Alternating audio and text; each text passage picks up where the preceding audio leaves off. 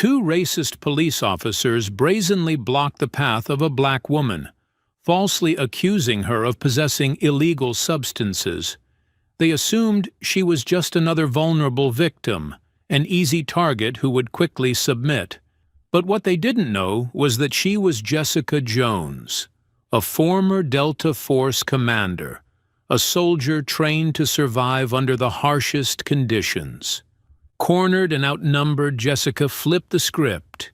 In an instant, the hunted became the hunter, and those who thought they could break her became her prey.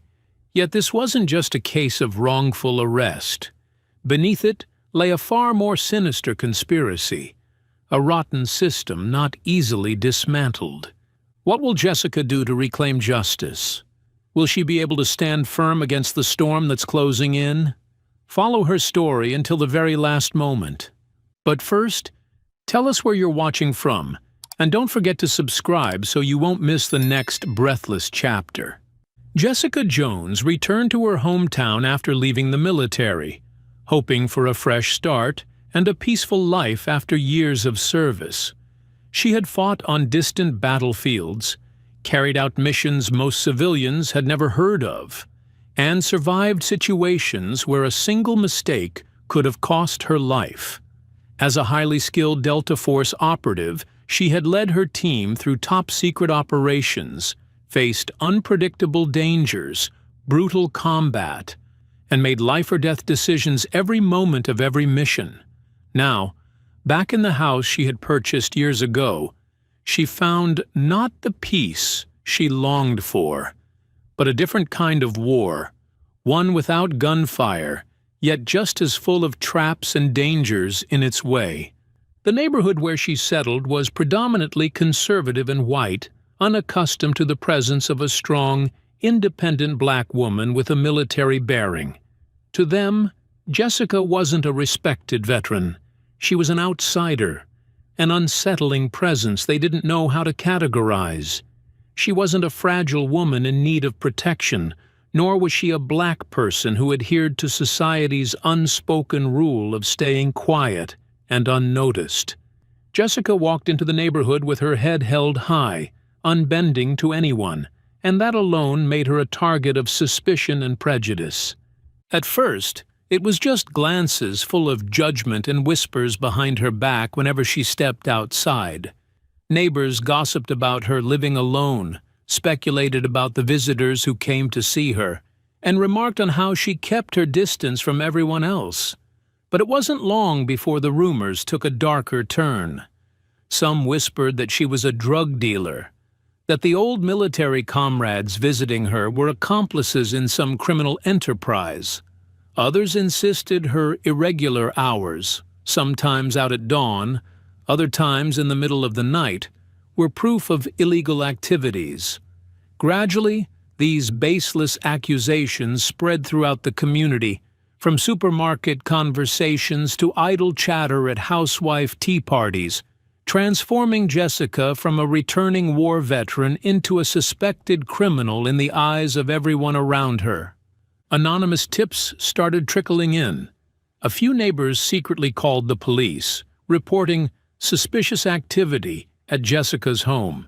They had no evidence, nothing but rumors and personal biases, yet it was enough to attract the attention of those looking to exploit the situation. Officers Ethan Briggs and Todd Calloway, two men known for abusing their power, were quick to act on these reports. They didn't care about facts or due process. A black woman, living alone, with a military past, and rumors swirling around her, that was all they needed to mark her as their next victim. Briggs and Calloway weren't honest cops. They were predators who used their badges to serve themselves, twisting the law to suit their goals. They had crushed countless innocents, spreading fear and forcing those without power into submission. But Jessica wasn't someone who could be broken so easily. They had never faced anyone like her, a true warrior who not only understood the law, but also knew how to fight when cornered. Yet Briggs and Calloway didn't see that. All they saw was an easy target, an opportunity to stage an arrest, or worse, to erase someone they deemed unworthy of living in their community. They decided to act immediately, without a warrant and solid proof. Jessica Jones had no idea that just as she was beginning to rebuild her life, a trap was already set, and her enemies were closing in, ready to take everything from her. The anonymous accusations against Jessica Jones weren't merely the product of racial prejudice and small-town bias. They were part of a much larger, calculated plan orchestrated by those operating from the shadows. At the center of it all was Samuel Knox, a wealthy businessman with an impeccable public image, who had built an underground empire trafficking drugs and illegal weapons. Knox wasn't just another street criminal. He was a seasoned strategist, a man with enough power to bend the legal system to his will. He stayed hidden, leaving no trace, pulling strings from afar while others did his dirty work. Jessica had no idea she had long been a thorn in Knox's side. Years ago, during her service with Delta Force, she had led a covert mission overseas that dismantled a major arms smuggling operation. Unbeknownst to her at the time, one of the destroyed deals had been Knox's, costing him millions. To Jessica, it was just another mission. To Knox, it was an unforgivable insult. He neither forgot nor forgave those who crossed him. When Jessica returned home, Knox quickly learned of her whereabouts, not through the news, but via his network of spies and informants embedded within law enforcement. He knew everything about her military record, her dangerous skill set, and most importantly, that even without trying, she posed a threat to his empire. A real soldier is never just a civilian, and Jessica Jones was no exception.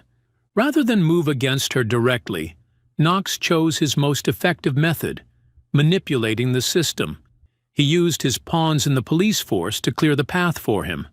Ethan Briggs and Todd Calloway were ideal tools, corrupt, power-hungry, and eager to do anything to climb higher and enjoy the perks their uniforms provided. They had already handled Knox's problems in the past, staging legal arrests to eliminate anyone in his way.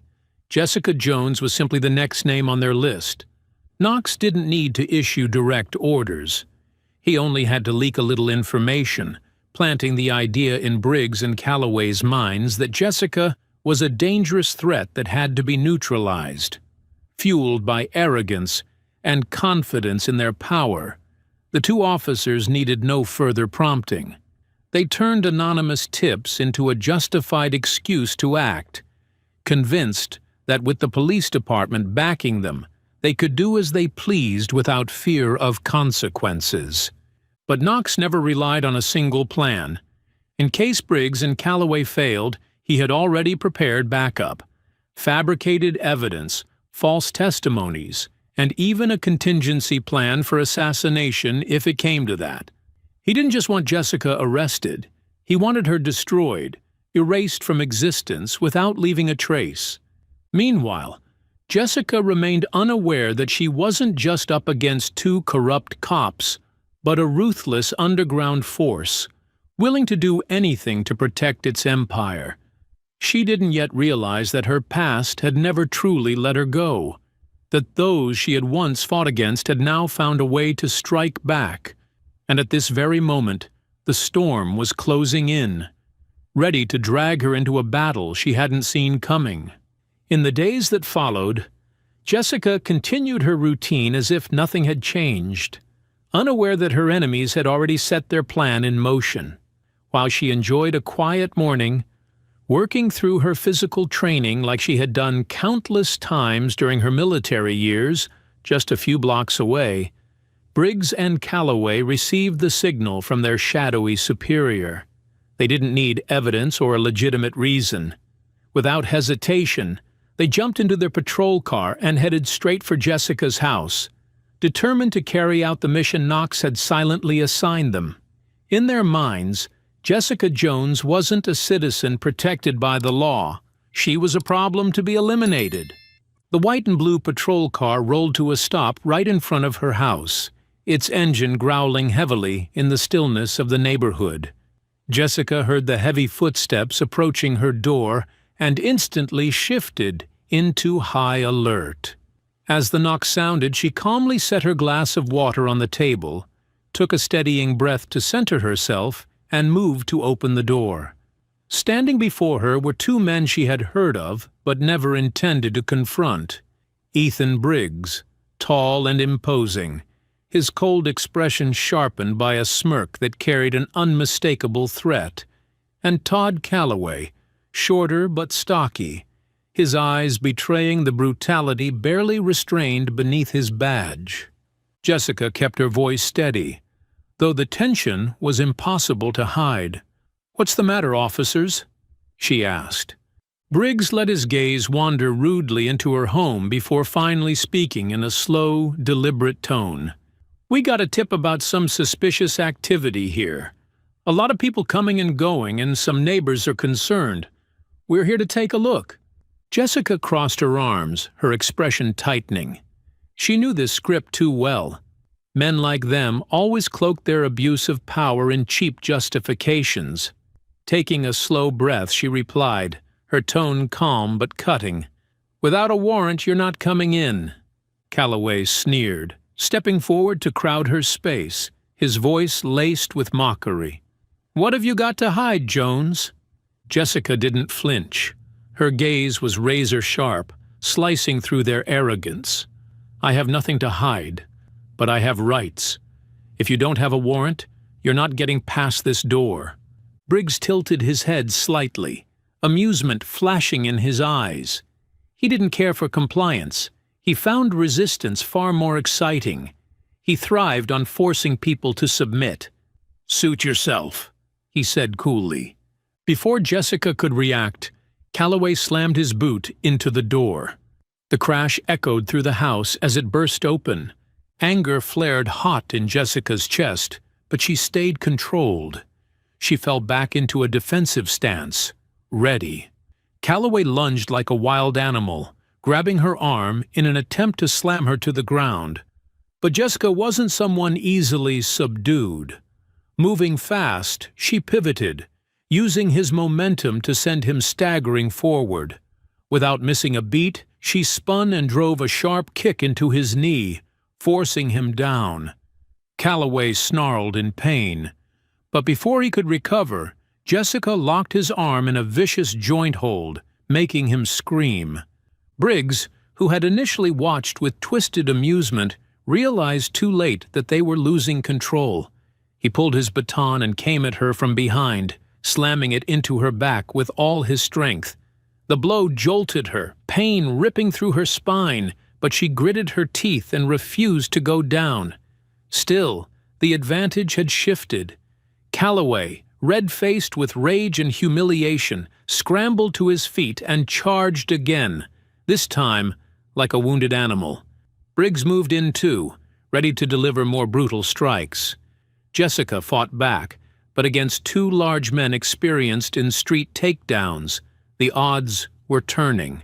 From behind a curtain across the street, Mrs. Lorraine Jackson watched it all unfold. She had lived in this neighborhood for decades. She had seen injustice before, but never something so brutal. She knew Jessica wasn't a criminal, yet she also knew the harsh truth. A black woman going up against the police usually didn't stand a chance. She wanted to help, wanted to call someone, anyone, but fear rooted her in place. She understood too well that standing up to men like Briggs and Calloway came with a price. They could twist the truth, turn Jessica into the villain, and if Lorraine spoke up, she might be next. So she stood there, holding her breath, watching helplessly, as Jessica was beaten, restrained, and dragged from her home like a common criminal. And in that moment, part of her was ashamed of her silence. Jessica lay on the floor, her breathing labored, pain radiating from the blow to her back. But her mind was clear. She knew exactly what was happening. Calloway, still wincing from the lockhold she'd applied, glared at her with a look of hatred and wounded pride. Briggs stood over her, baton in hand, clearly satisfied to see her down at last. But it wasn't the physical pain that made her stomach turn. It was the cold realization that she had walked straight into a trap. Briggs glanced around the room, calculating, then gave Calloway a nod. Calloway got the message immediately. He staggered to his feet, reached into his pocket, and pulled out a small white bag. Without hesitation, he tossed it under the corner table. Jessica saw it instantly. Planted drugs. They weren't just beating her down. They were going to destroy her completely. Calloway took a step back, pretending to notice the bag for the first time. "Well, would you look at that?" he said loudly, his tone oozing mock surprise. "Seems we found something interesting." Briggs crouched, picked up the bag, and let out a low whistle before turning a mocking gaze on Jessica. "Delta Force vet, huh? Guess that explains all the company you've been keeping," he said, shaking his head in feigned disappointment. "Sad to see a soldier fall this far." Jessica clenched her jaw, rage boiling in her chest. But she forced herself to stay calm. She'd seen dirty cops plant evidence before, but this time it was her life on the line. Calloway smirked as he pulled out a pair of cuffs, snapping them around her wrists before she could move. "You're under arrest for possession and distribution of controlled substances," he said, his voice dripping with smug satisfaction. "You have the right to remain silent. But let's be honest, no one's going to listen to you anyway." Briggs keyed his radio and reported their bust to dispatch, saying they were bringing Jessica Jones in. And Jessica knew exactly what that meant.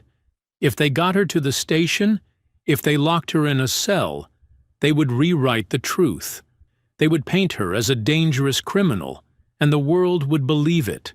A black woman, former special forces, caught with drugs.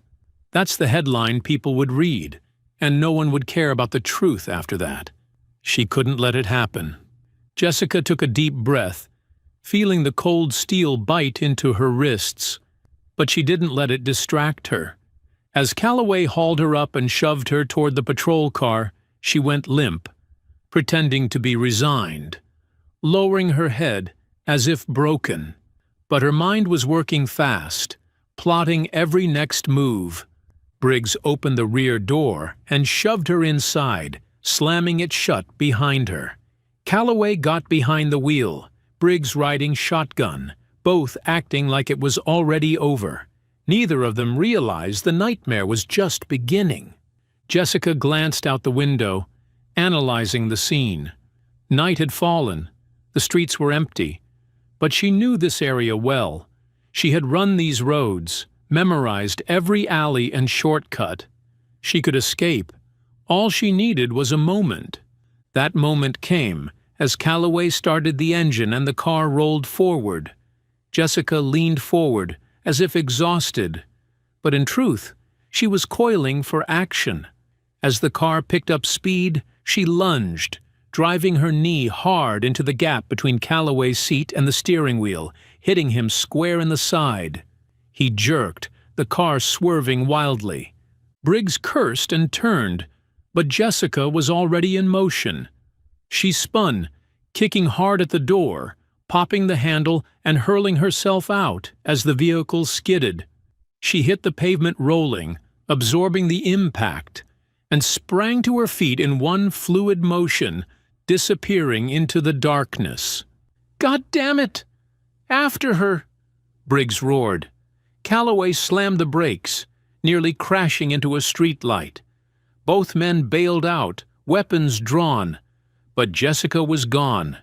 She sprinted into an alleyway, pushing through the pain and fatigue. She could hear sirens wailing, see lights flashing behind her, but she had the advantage. This wasn't the first time she'd been hunted. She knew how to survive. Jessica didn't run straight. She zigzagged, vaulted fences, slipped through narrow passages no vehicle could follow. She stopped briefly to listen, hear their footsteps, gauge their movements. Then she climbed onto the roof of an old warehouse, vanishing into shadow. Below, Briggs and Calloway tore past, cursing as they lost her trail. "She couldn't have gotten far! Sweep the whole area!" Briggs barked. But Jessica knew they wouldn't find her unless she wanted them to. Watching them from above, she allowed herself a tight, grim smile. This was only the beginning. If they thought she was going to give up, they had made a grave mistake. Darkness was Jessica's only ally as she kept running, breath ragged but pace unwavering. Years on brutal battlefields had taught her one crucial lesson. When being hunted, survival wasn't just about speed. It was about calculation. She couldn't afford to run aimlessly, to let them corner her with nowhere to go. She needed a crowd, a place where she could disappear without being noticed right away. Turning onto a wide street, neon signs flickered against the slick pavement, still damp from the afternoon rain. Up ahead, she spotted a bustling night market stretching across the block.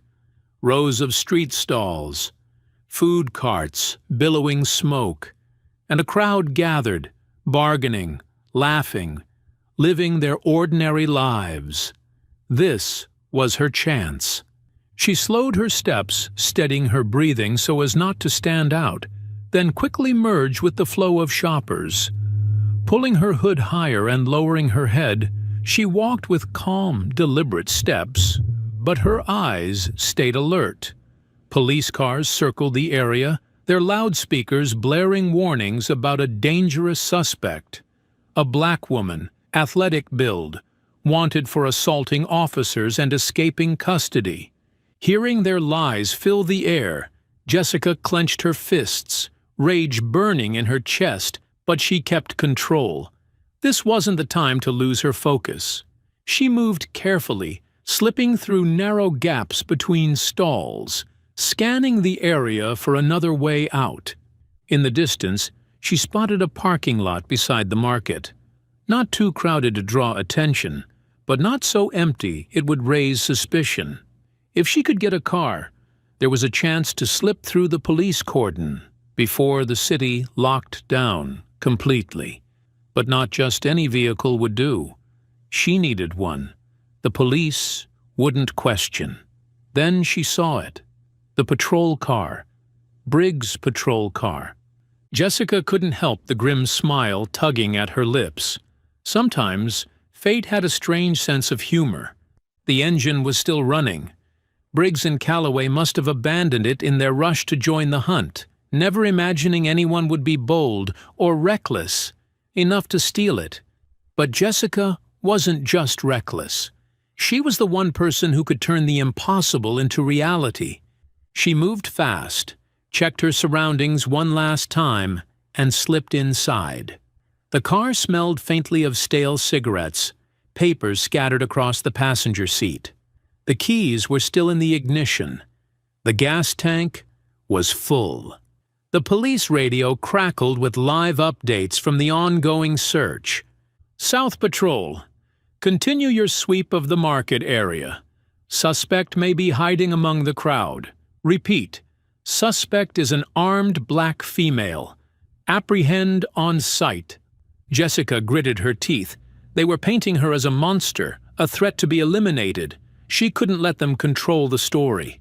Without hesitation, she shifted into gear and eased the car out of the lot at a steady, unremarkable pace.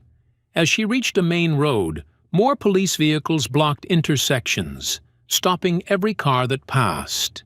The lockdown was tightening. Time was running out. Jessica needed help, and there was only one person she could trust: David Owens. More than a friend from her days in the military, he was someone who understood the system better than anyone she knew. Since leaving the Special Forces, David ran an auto repair shop, but he still had connections. Good people. Ones who hadn't sold their souls like Briggs and Calloway. She turned down a quieter street, grabbed the police phone from the dash, another careless gift from Briggs, and punched in a familiar number. David wouldn't ask questions. He'd act. After a few rings, his voice came through, steady but surprised. "Jessica, what the hell's going on? Do you have any idea the entire city's hunting you?" She took a deep breath, keeping her voice calm. "I know. And I need you now. I've been set up. I need a place to lie low. And a plan to clean this mess up."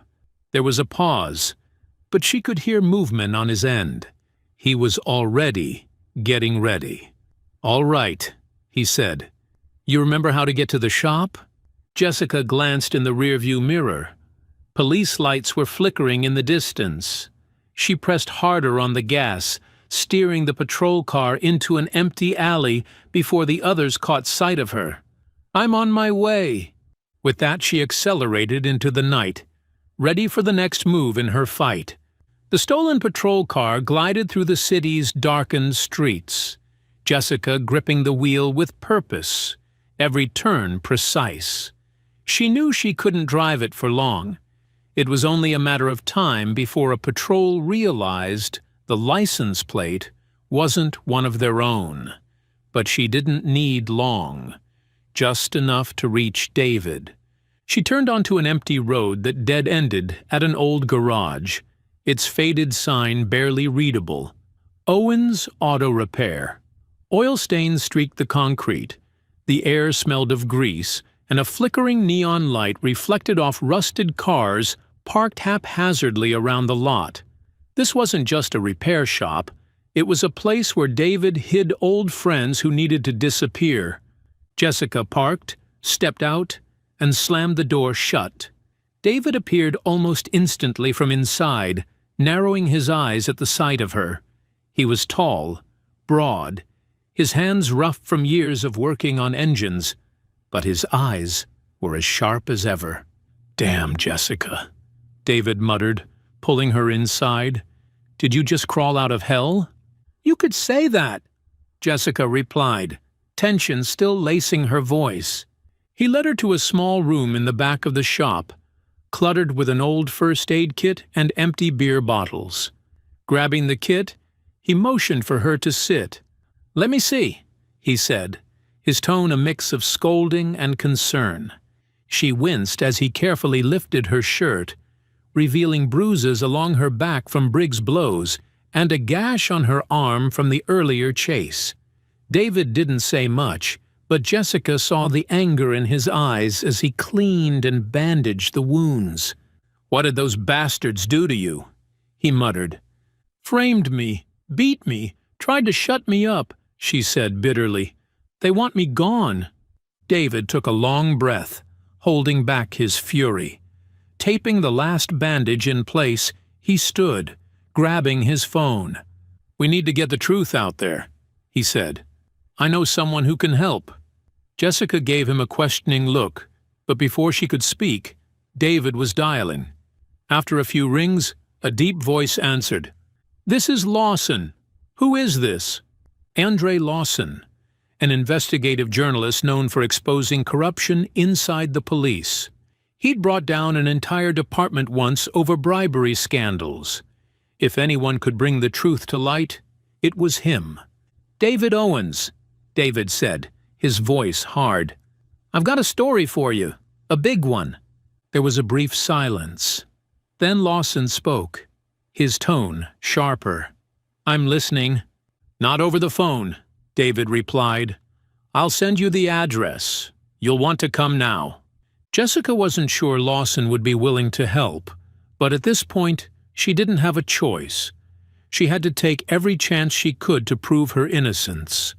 30 minutes later, the garage door slid open, and Andre Lawson stepped inside. He was tall, lean, with the hardened look of a man used to staring down power. His sharp gaze swept the room before he sat across from Jessica. "I hear you're in trouble," Lawson said, his voice neutral. Jessica drew a deep breath, then told him everything, from Briggs and Calloway showing up at her door without a warrant, to the assault, the planted drugs, and the manhunt that followed. She recounted every word, every move. She knew a good reporter wouldn't believe anything without clarity. Lawson listened in silence, occasionally jotting notes in his pad. When she finished, he tapped his pen thoughtfully on the table. "Briggs and Calloway," he repeated. "I've heard those names before, but this time it sounds like they've gone too far." Jessica raised an eyebrow. "You've investigated them before?" Lawson nodded. "I tracked a string of suspicious arrests they made, mostly black residents in this area. Flimsy evidence, twisted reports, people locked up with no clear reason. But I never had enough proof to expose them." "Well," Jessica said sharply, "now you do." Lawson was quiet for a moment before giving a slow nod. "Maybe, but if we're going to take them down, I'll need more than your statement." "I need evidence." Jessica clenched her fists. "We'll find it." David crossed his arms, leaning against the wall. "And I think I know who can help." Jessica turned to him, and David spoke a single name. Marcus Hayes. She frowned slightly.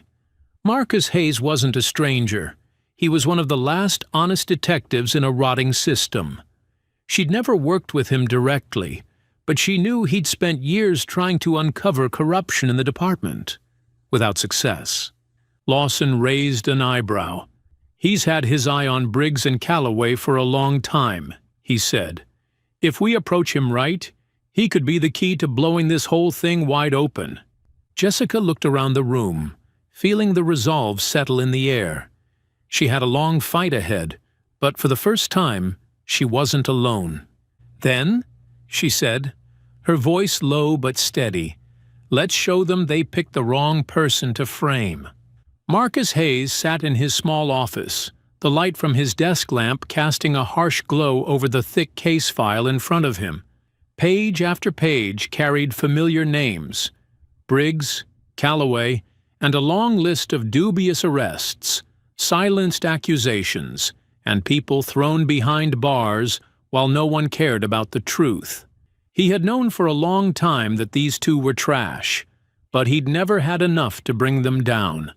Now, with Jessica Jones, everything had changed. She wasn't an ordinary victim. She was a fighter, someone who knew how to push back.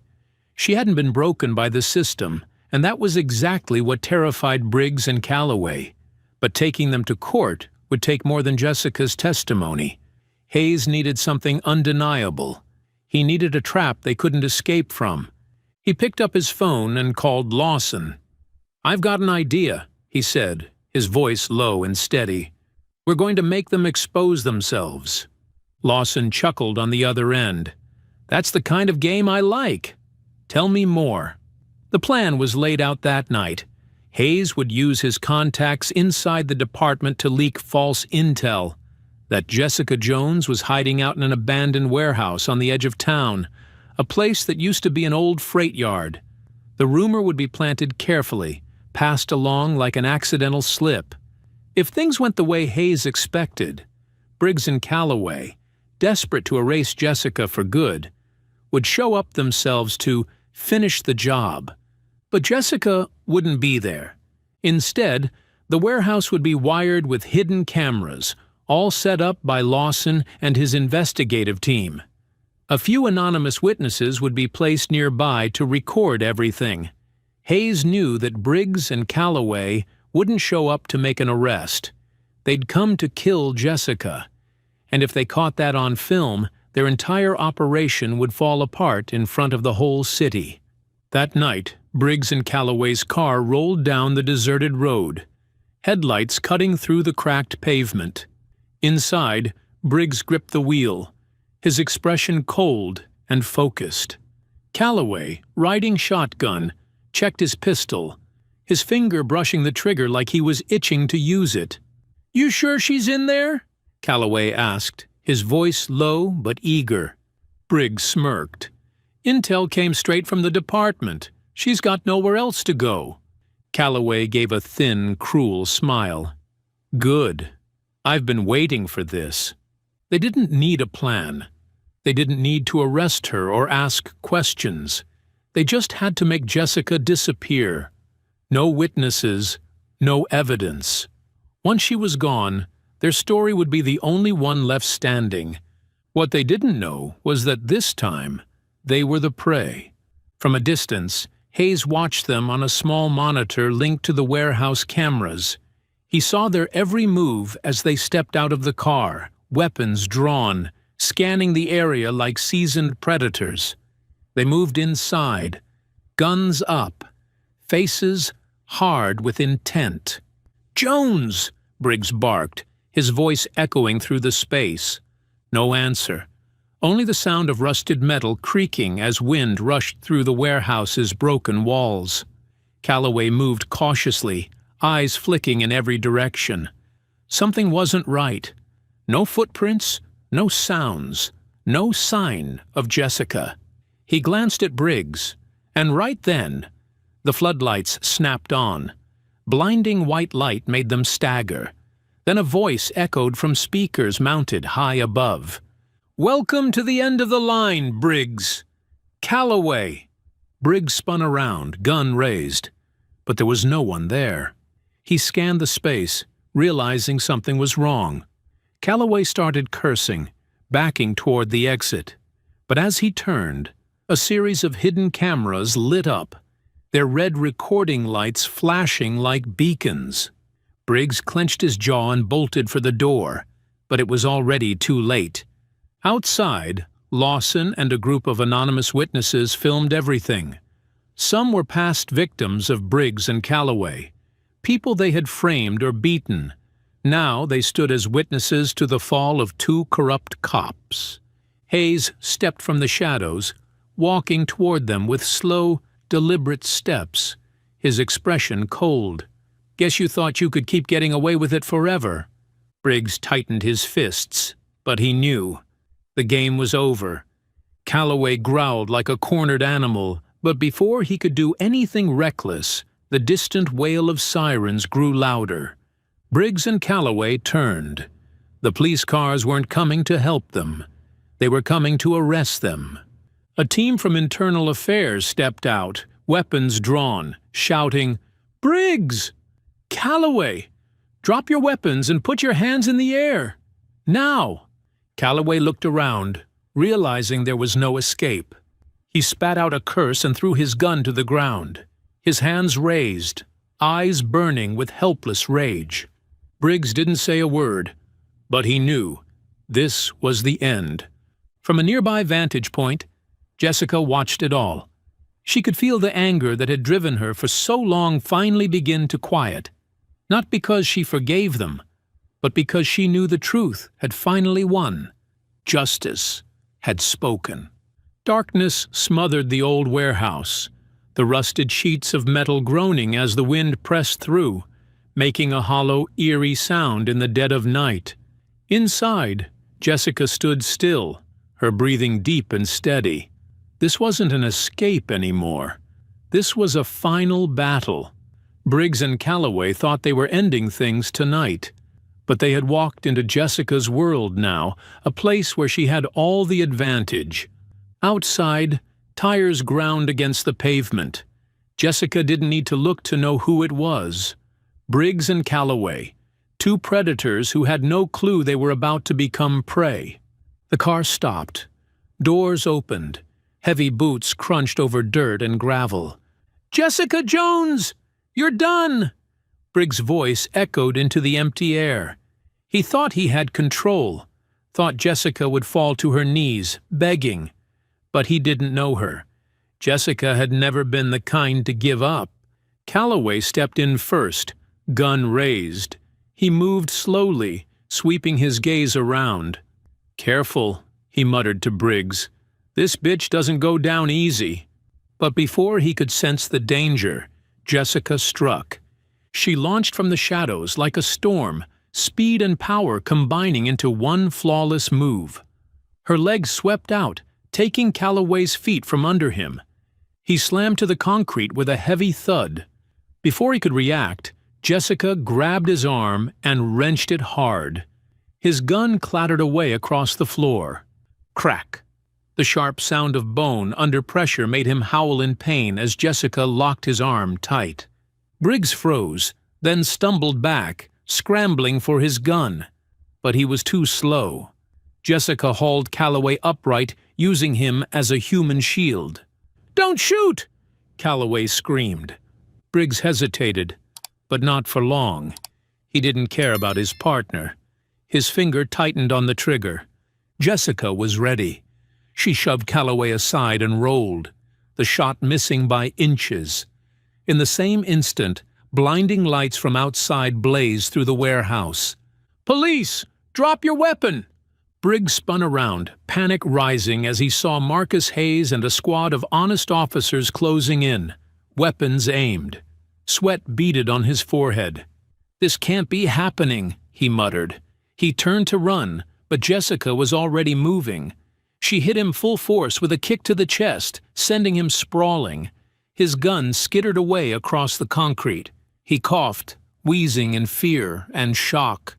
Hayes stepped forward, cuffs in hand. "It's over, Briggs," he said coldly. "We've got everything on tape. There's no way out." Briggs clenched his teeth but didn't resist. It was done. The officers closed in, locking cuffs on both disgraced men, dragging them to their feet with brutal efficiency. Calloway groaned in pain, his broken arm hanging limp, but no one gave him any sympathy. From outside, an older woman approached, Lorraine Jackson, the same woman who had once watched in fear as Briggs and Calloway attacked Jessica, now stood firm. Her hand shook, but her eyes were steady. "I saw everything," she said, her voice raspy but strong. "That night, they attacked her without cause. They planted drugs in her home. I should have spoken up sooner, but I was scared." Jessica looked at Lorraine, her expression softening. Fear had held people back for too long. Not anymore. Hayes turned back to Briggs and Calloway. Their faces were pale. "You thought you could keep getting away with it," Hayes said, "because no one would speak up. But now the whole city knows who you are." Jessica stood tall, looking down at the two men who had tried to destroy her. She knew this was their end, and her fight for justice had finally been won. The atmosphere inside the police station was heavy as Briggs and Calloway were led into the interrogation room. The sound of typing echoed as officers processed their arrest records, and every glance cast their way was a mixture of disgust and disbelief. These were men who had once stood above the law. Now they were crushed beneath its weight. But this was only the beginning. At the same time, Andre Lawson sat in front of his computer screen, typing the first lines of an article that would send shockwaves through the entire city. On the screen before him, video files replayed on a loop. Footage of Briggs and Calloway entering the warehouse with the clear intent to kill Jessica, the sound of gunfire, their terrified faces as they realized they had been caught in a trap. This wasn't just a case of police brutality. It was premeditated murder, carried out by men who had long abused their power without consequences. Lawson didn't waste a second. His article went live that very night under the headline, "Corrupt Cops Exposed. Plot to Execute a War Hero Uncovered." Within hours, it was the top news story across the country. At the same time, footage from the warehouse spread like wildfire on social media. The evidence was undeniable. Briggs drawing his weapon, Calloway getting taken down, their panic as they found themselves surrounded. Public outrage exploded. Protests erupted outside the police headquarters. Hundreds took to the streets demanding justice for Jessica, and for every victim who had suffered in silence before her. In an upscale office downtown, Samuel Knox hurled a crystal glass against the wall, shattering it in a burst of rage that echoed through the silence. The crime boss had seen the warning signs. He hadn't just lost two of his most loyal enforcers. Now the public was digging into old cases, uncovering the crimes he had spent years covering up. Knox had always worked behind a curtain of power, manipulating Briggs and Calloway like pawns. But now the spotlight was on him. "We've got a problem," one of Knox's men said, his voice tight. "Word is, Hayes is reopening your old cases." Knox clenched his fists. He knew the protective system he had built was starting to crumble. He needed to eliminate Jessica, fast, before she and her allies traced the corruption back to him. But what Knox didn't realize was that Jessica was already planning her next move, and she was coming for him. The trial of Briggs and Calloway became a national spectacle, dominating headlines far beyond the city. The public demanded justice. They wanted to see the once untouchable brought into the light. Major news outlets covered every twist. Television networks broadcast the proceedings live. Social media exploded with commentary and analysis. The system that Briggs and Calloway had once relied on for protection was now the trap that would seal their fate. The courtroom was packed. Briggs and Calloway sat at the defendant's table, stripped of their arrogance. They were no longer predators. Today, they were prey. Even the expensive suits their defense attorneys had chosen couldn't hide the fear now carved into their faces. When the proceedings began, Marcus Hayes was the first witness to take the stand. He crossed the courtroom with steady steps, his gaze sweeping over Briggs and Calloway before turning to the jury. Without hesitation, Hayes laid bare the truth.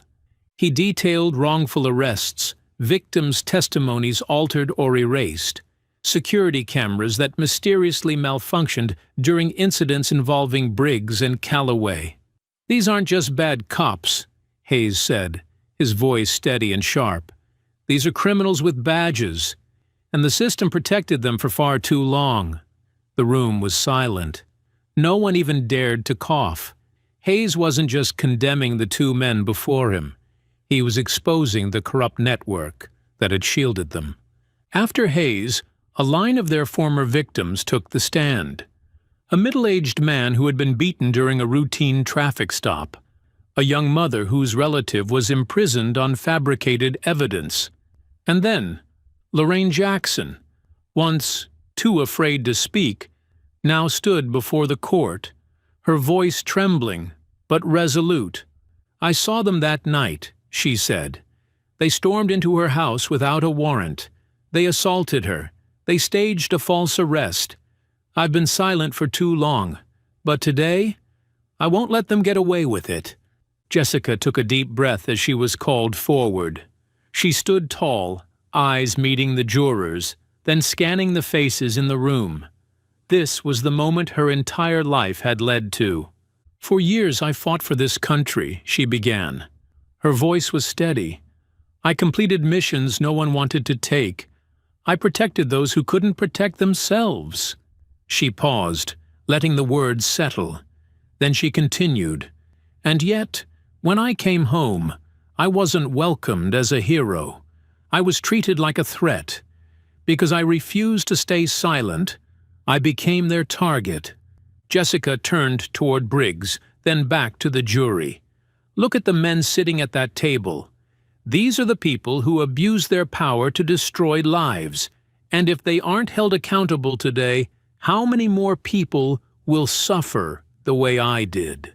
The courtroom was still. Some jurors frowned in thought. Others nodded. Jessica had struck a nerve. When the judge read the verdict, the entire room seemed to hold its breath. Defendant Matthew Briggs is sentenced to 15 years in prison. Defendant Daniel Calloway is sentenced to 12 years in prison. The sound of the gavel striking the block echoed like thunder. Justice had been served. Briggs clenched his fists, his face frozen in disbelief. Calloway stared at the floor, his hands trembling. There was no escape now. Outside the courthouse, the crowd waited anxiously. As the doors opened and word of the sentence spread, cheers erupted like a wave crashing over the steps. The people had won, but Jessica knew this wasn't the end. The true mastermind, Samuel Knox, was still free, and he wasn't the kind of man to leave things unfinished. Even though Briggs and Calloway had been sentenced, Jessica knew the real danger was far from over. Samuel Knox, the man behind everything, was still free. And if there was one thing she had learned from years on the battlefield, it was that monsters like Knox don't go down easily. He ran an entire criminal empire, drug trafficking, weapons smuggling, money laundering, spanning the entire city. Briggs and Calloway were nothing more than pawns on his chessboard. All this time, Knox had operated from the shadows, pulling the strings of the puppets he controlled. But with his henchmen taken down, the darkness was starting to tear open. Knox, however, wasn't the kind of man to be cornered. He never got his hands dirty. He left no trace. He manipulated, bribed, and commanded others to do his bidding. And above all, he always had an exit strategy. But now, the pursuit of justice had begun. Jessica, Marcus Hayes, and Andre Lawson weren't stopping with Briggs and Calloway. They were going after the root. Hayes and Lawson spent weeks digging through old case files, searching for irregular transactions, unexplained disappearances, names that had been erased from investigations. And then they found something no one expected. A leaked dossier from an anonymous source, containing a secret contract between Knox and a group of high-ranking police officials. It wasn't just Briggs and Calloway. There were more. Officers tied to wrongful arrests, suspicious deaths, investigations mysteriously shut down. Jessica felt her blood boil as she stared at the names on that list. She had once believed in the system. She had fought to protect it. Now she realized there were people within it who had wanted her dead. But that wasn't the most damning discovery.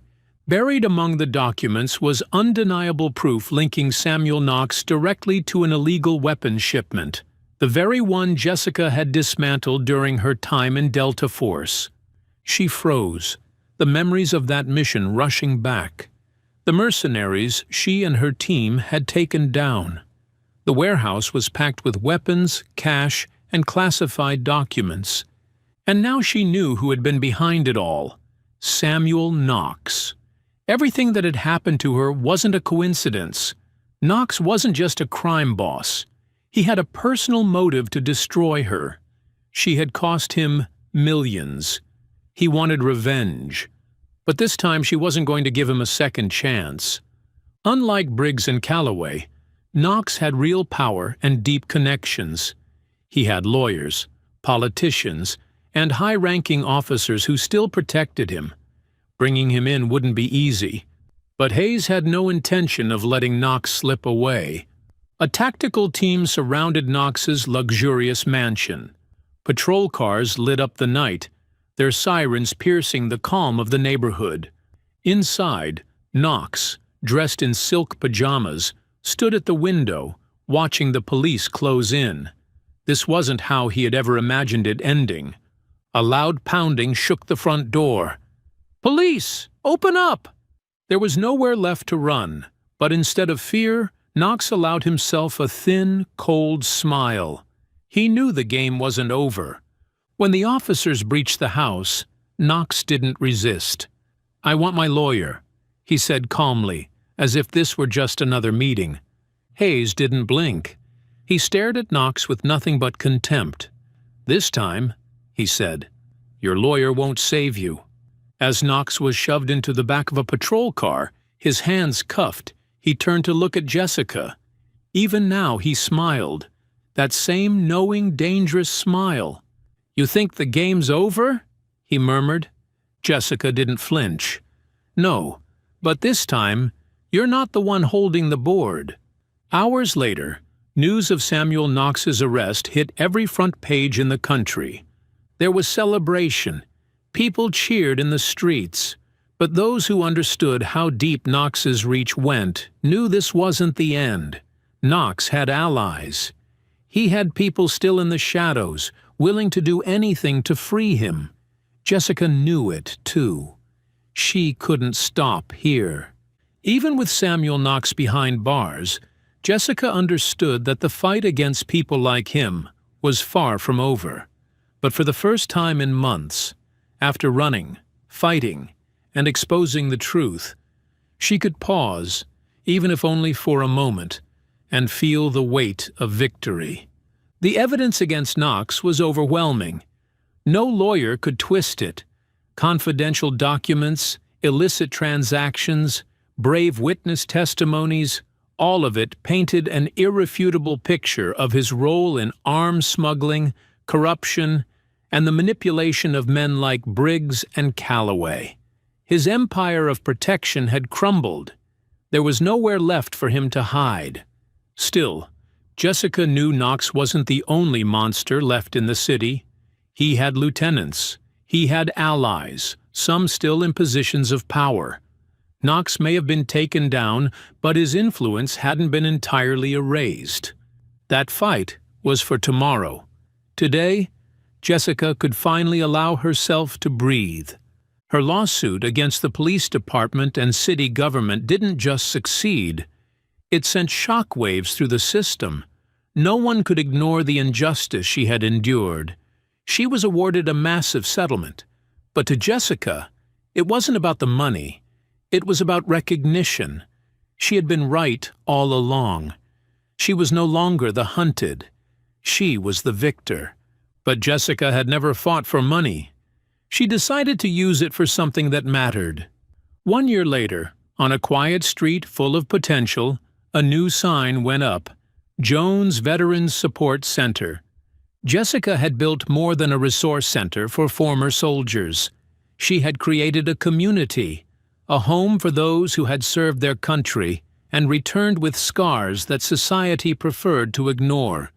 She wanted veterans like herself, those who came back from war carrying wounds both visible and hidden, to have a place to start over, a place where no one was left behind. On opening day, veterans arrived from all over. Some were old comrades, others she had never met, but they knew her name. They knew her story. Jessica stood before them, not as someone being hunted, but as a leader, a survivor, a symbol of hope, and for the first time in years, she felt at peace. Across town, Marcus Hayes walked into his new office, a badge gleaming on his chest. After exposing Briggs, Calloway, and Knox, he had earned a promotion, a rare reward for a cop willing to stand against corruption. But to Hayes, the title didn't matter. What mattered was the chance to change things from within. And he wasn't about to stop. As for Andre Lawson, his work had only just begun. His investigation into Briggs and Calloway had made him one of the city's most respected investigative journalists.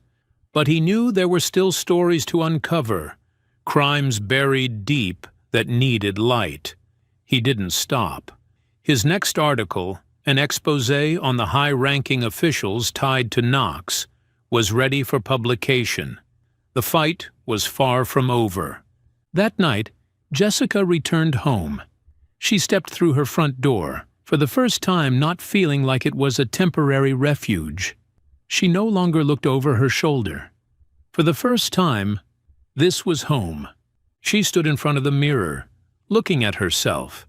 She was still Jessica Jones, but she wasn't a fugitive anymore. She was a woman who had fought back, and won. And as the city lights flickered outside her window, she knew the battles never truly ended. But whatever came next, she was ready. She wasn't running anymore. She had taken back her justice. And so, after everything, Jessica Jones reclaimed justice for herself and for those who couldn't speak up. Once a hunted soldier, she had become a hero who exposed the truth, dragged corruption into the light, and took back the life they tried to steal from her. If you were Jessica, would you keep fighting, or would you choose peace after everything? Share your thoughts in the comments below. If you enjoyed this story, like, share, and subscribe so you won't miss the next thrilling episode. In a city ablaze with injustice, where racism isn't just a glance but bullets waiting to take innocent lives, a young black boy was shot by a racist police officer, right in front of his father. It took only a moment of prejudice, a flicker of hatred, to pull the trigger. But what the officer didn't know was that the boy's father was Jackson Cole, former SWAT commander, a legend in his time, the man who led classified operations so dangerous even the government refused to acknowledge them. Was it a single bullet, a mistake, or the first move in a ruthless conspiracy? When the justice system has been hijacked by the Blue Order, an extremist organization operating from within law enforcement, who will have the courage to stand up and fight back? Follow this story to its end and uncover the truth for yourself. The midday sun scorched the main street of the Bronx, making the air shimmer as if the entire city was melting under the weight of summer heat. Thin wisps of smoke rose from food stalls along the sidewalks, blending with the scent of hot cement and exhaust fumes, a smell everyone here had grown used to. Among the rushing crowd, in the middle of car horns and street vendors' sharp cries, Jackson Cole walked steadily beside his son, Lucas. No one noticed the tall, broad-shouldered man with the solid stride was once the renowned SWAT commander of the NYPD, a man who had led anti-terrorist missions and high-stakes operations few had survived. Today, there was no uniform, no badge, no weapon, just a father giving his son a rare day off from the harsh realities of their world. Lucas trotted beside him, the small soles of his sneakers tapping against the uneven pavement, his dark eyes gleaming with the kind of wonder that made Jackson wish, if only for a moment, that the world could be as simple as his son believed it to be. But Lucas was already learning how complicated things were. He suddenly squeezed his father's rough hand, glancing around, then whispered, his voice low enough that only Jackson could hear, "Dad, why do they keep staring at us like that?" Jackson stopped walking. For a moment, his eyes grew distant. He'd heard this question before, from his teammates, from his ex-wife, and his mind on sleepless nights haunted by meaningless deaths. The stares from strangers on both sides of the street were nothing new, people looking at him and his son as if they didn't belong here, as if their very presence was a crime. Some would quickly glance away. Others stared longer, their judgment laid bare in their eyes, as though their skin color was an indictment of guilt. Jackson squeezed Lucas's hand gently but firmly, his voice low and steady, an unbreakable promise. "Don't worry, Lucas. I won't let anyone hurt you. No one." Lucas looked up, his wide eyes searching his father's weathered face for reassurance. The faintest of smiles tugged at his lips, and for a heartbeat, Jackson felt his guard slip. But deep down, he knew this day would come, the day when promises weren't enough. Jackson adjusted the brim of Lucas's cap and nudged him toward the drink stand ahead, where bottles of cold water gleamed under the harsh sunlight. He tried to enjoy this moment, the simple, ordinary feeling of walking with his son, knowing it might be the last time, because in a few short minutes that fragile piece would be torn apart and the world Jackson thought he controlled would come crashing down. The soft hiss of the automatic glass doors cut through the heavy air as Jackson and Lucas stepped inside the small corner store. The cool blast of air conditioning washed over them, easing the oppressive heat from outside and bringing a brief, almost unnatural sense of relief.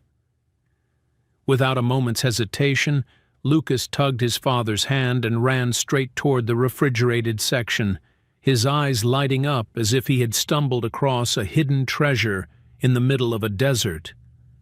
Jackson watched him quietly, the corners of his mouth lifting into a faint, almost invisible smile. Moments like this, so simple they could easily be overlooked, meant everything to him. He didn't notice the battered silver-gray van that had just rolled to a stop across the street, its engine sputtering and shaking as if on its last legs. Inside the van, two figures moved quickly.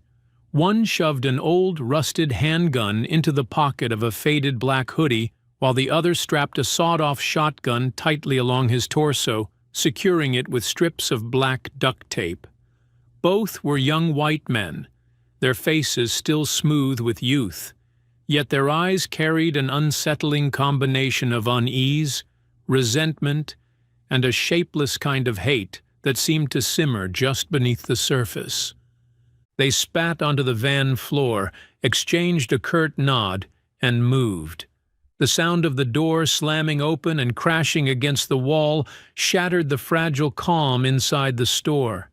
Jackson spun around just as the two burst through the entrance, their faces hidden beneath hoods, their hands shaking as they leveled their weapons at everyone inside.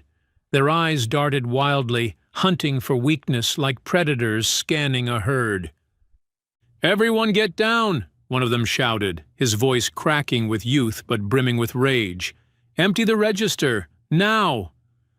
The other, clutching the shotgun, trembled so violently that it seemed the weapon might slip from his grip at any moment. But there was something worse in his eyes, a wild panic, as if he had already lost control and was about to cross a line he couldn't come back from.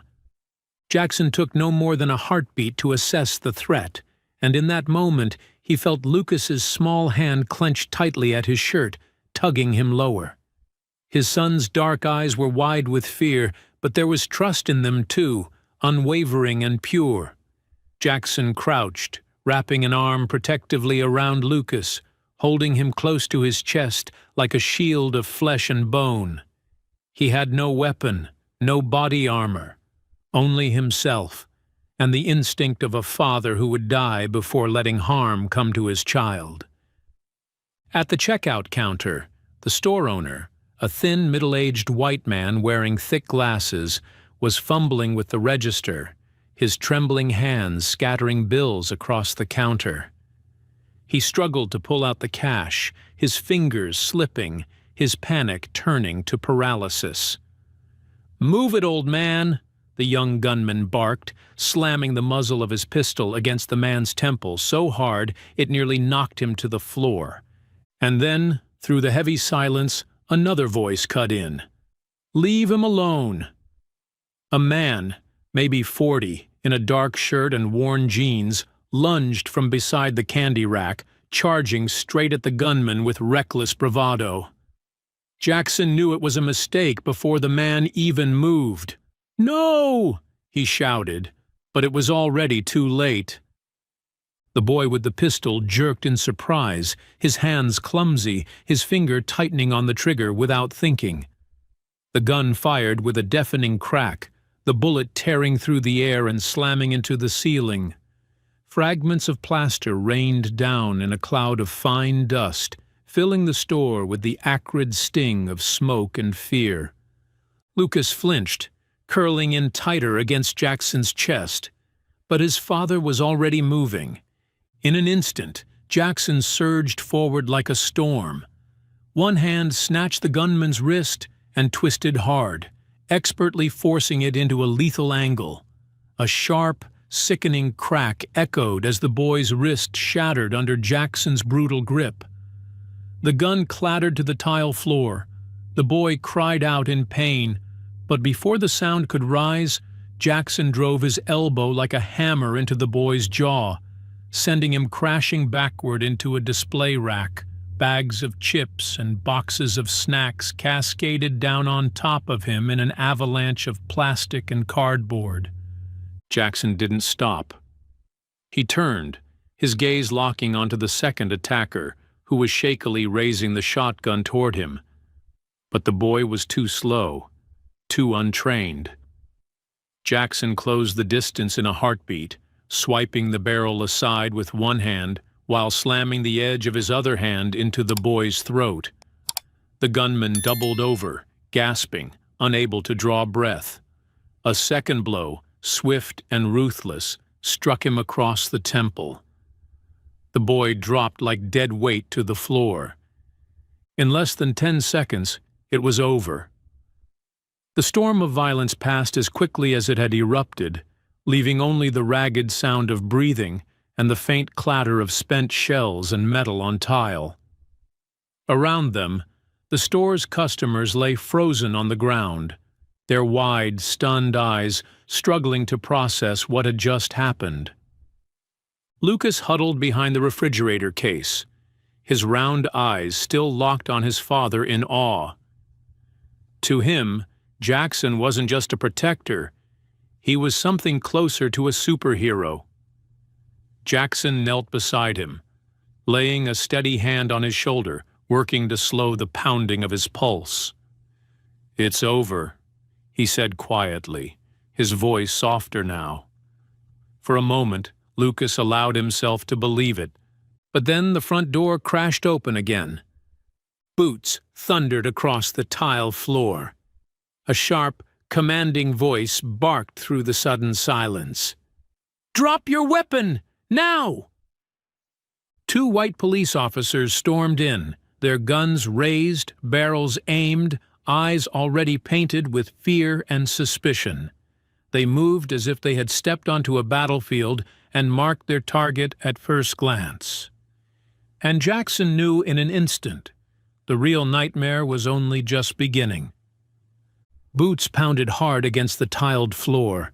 2 guns raised in unison, both aimed directly at Jackson.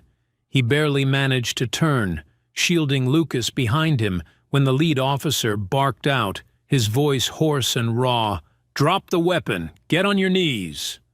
The command echoed in the suffocating air, thick with the metallic stench of blood and sweat. Ethan Walker's eyes gleamed with the wild frenzy of a man drunk on authority, too blind to register the chaos unraveling before him. Beside him, Brad Nolan tightened his grip on his weapon, his knuckles white against the matte black of the gun. His gaze swept over Jackson, a black man, unarmed, standing between 2 unconscious white men. For Nolan, that was threat enough, a target that needed to be eliminated. Jackson slowly raised his hands to shoulder height, his palms open, fingers spread wide. His voice was rough but steady. "I'm unarmed. I'm not a threat. He never finished. Lucas suddenly sprang up from behind the refrigerator counter, his voice breaking with panic. "Dad!" The boy bolted toward Jackson, his wide, terrified eyes pleading for the safety of his father's arms. Walker flinched, his pupils dilated. His breath came in sharp, ragged pulls. He clenched the trigger tighter, and in his warped, fearful mind, Lucas's sudden movement became an imminent, lethal threat. He fired. The gunshot cracked through the air like a whip. Lucas froze mid-stride, then crumpled to the ground, collapsing just a few feet from Jackson. His small body hit the cold tile hard. Blood bloomed rapidly across his shirt, soaking the fabric with dark, spreading red. His eyes remained open, wide and confused, slowly losing focus as Jackson lunged forward and caught him up in his arms. "Lucas!"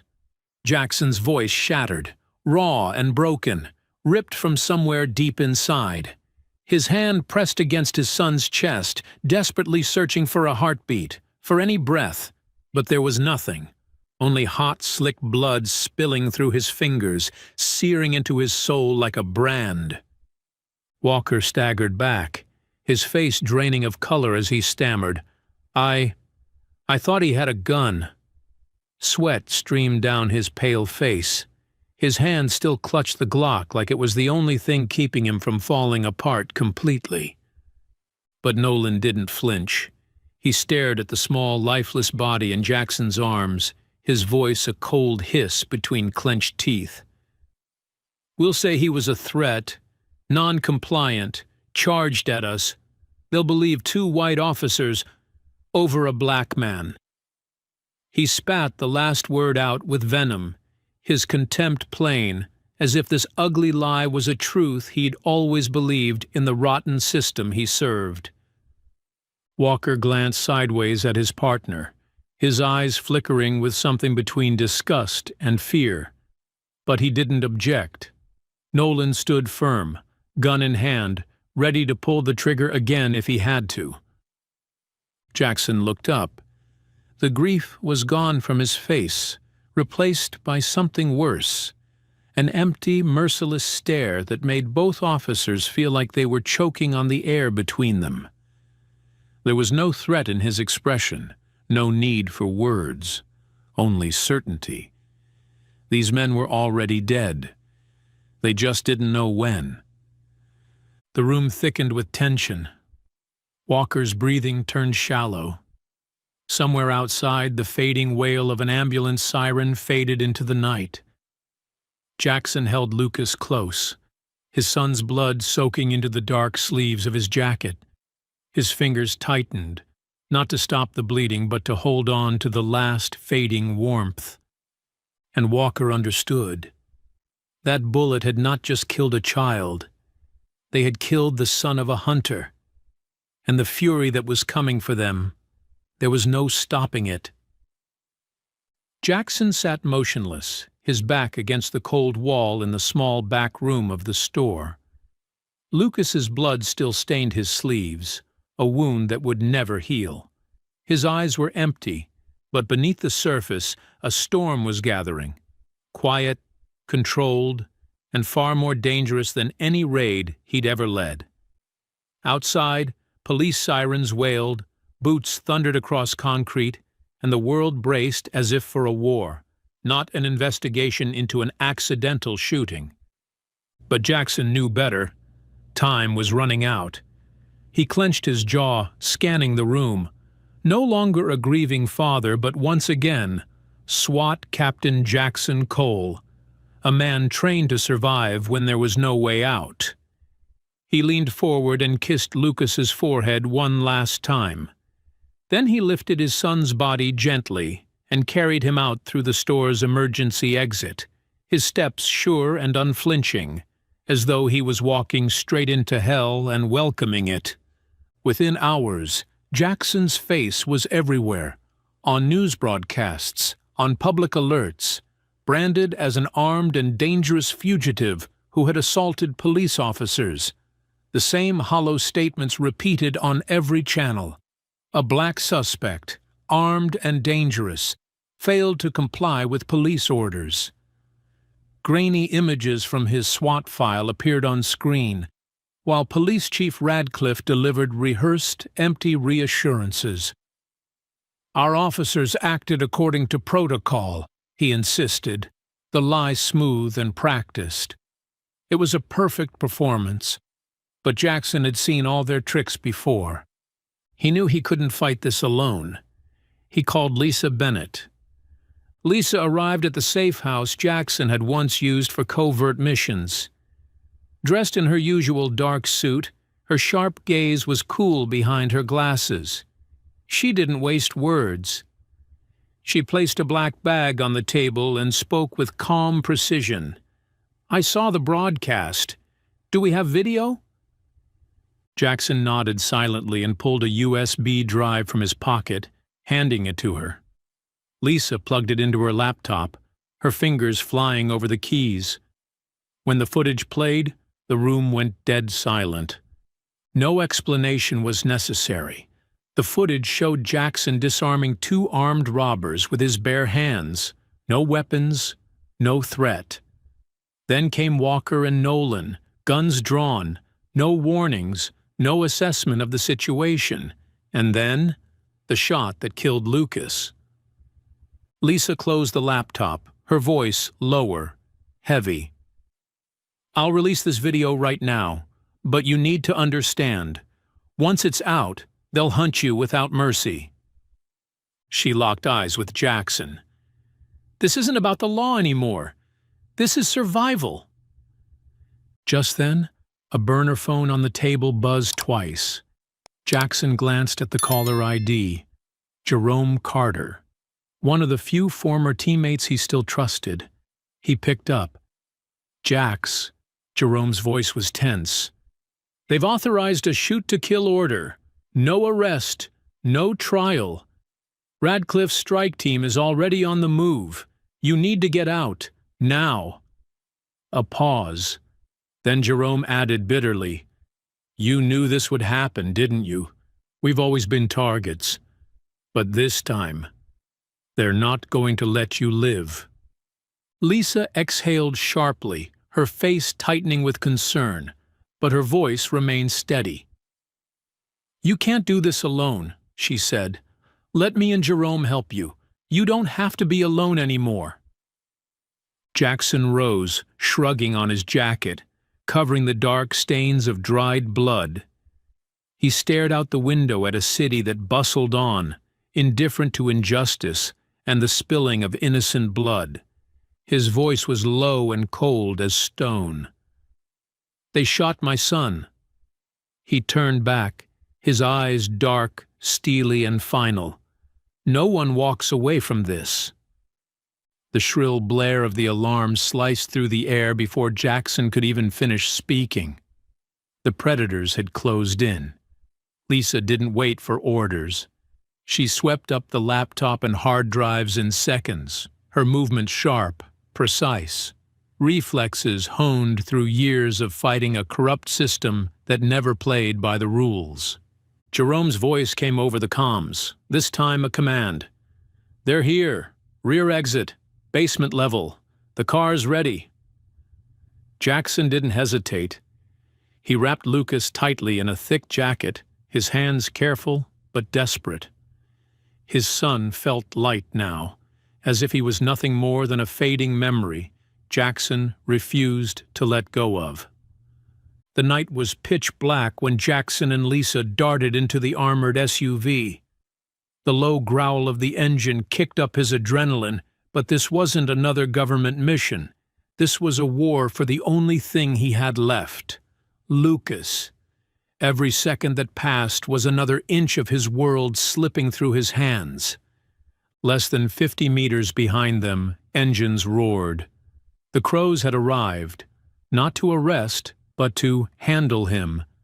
They were the Blue Order's enforcers, the ones sent to do the dirty work when the system wanted blood, but not questions. Jackson slammed the accelerator. The SUV shot out of the underground garage like a bullet from a gun. In the back seat, Lisa clutched the hard drive and signal booster, streaming emergency footage to the darknet. Jerome's voice crackled in his ear. "They've locked down 3 exits. Choppers in the air." Jackson's jaw clenched, his teeth grinding as his cold eyes flicked to the rear view. He jerked the wheel hard, the vehicle weaving through the narrow streets of the South Bronx. Streetlights flickered above them like the labored breath of a dying city. Overhead, the helicopter's rotors thundered, its high-beam searchlight cutting across rooftops, sweeping for them.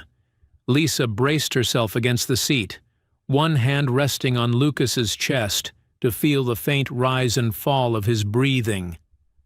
Jackson checked constantly, his ear pressed against his son's chest more than once, terrified of losing the last fragile rhythm of life in his arms. On the 278 overpass, Jackson swerved hard, the SUV tilting before leveling out. Ahead, 2 police cruisers blocked the road, headlights glaring into his windshield. From the helicopter above, a cold voice crackled through loudspeakers. "Jackson Cole, you have no way out. Stop the vehicle and surrender." He didn't answer. He didn't slow down. He pressed the accelerator to the floor, and the engine roared in defiance. The SUV surged toward the blockade. Lisa flicked a switch, jamming their communications. The Crows lost contact for just a few precious seconds. It was enough. Jackson yanked the wheel, ramming one of the cruisers broadside. The force sent it spinning, creating a narrow gap. He shot through, the SUV's armored body deflecting gunfire that screamed against the steel like fingernails on glass. Rounds peppered the vehicle. The metallic thuds echoed in Jackson's skull, but the military-grade armor held. They couldn't stop now. Jerome was back in his ear. 300 meters, left turn, eastern tunnel. It's still open. I've delayed the lockdown, but it won't hold long. Jackson's grip tightened on the wheel, his eyes scanning every corner, every shadow. Every meter was a calculated risk. But he found the turn. They slipped into the dark tunnel. Headlights sliced through damp air, illuminating cracked concrete and rusted pipes above. The chopper couldn't follow, its rotor noise fading behind them. Jackson's breathing slowed, sinking with the hollow thud of his heartbeat. They were clear, for now, but he knew the hunt had only just begun. The SUV finally skidded to a stop in an underground garage far from the city center. Jerome was waiting, wearing a gray hoodie, his expression taut but steady. Lucas was carefully lifted onto a stretcher, rushed toward the makeshift surgical room. There was no chance he would survive a regular hospital. Those were no longer safe.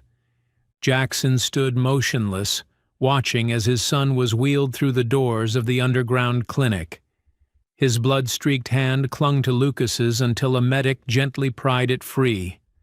Something inside him felt torn away, a part of himself collapsing with it.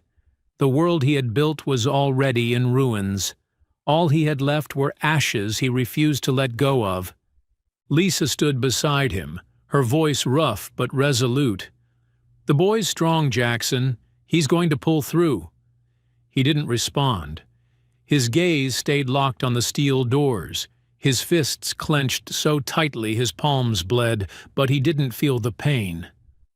The real wound had already cut too deep.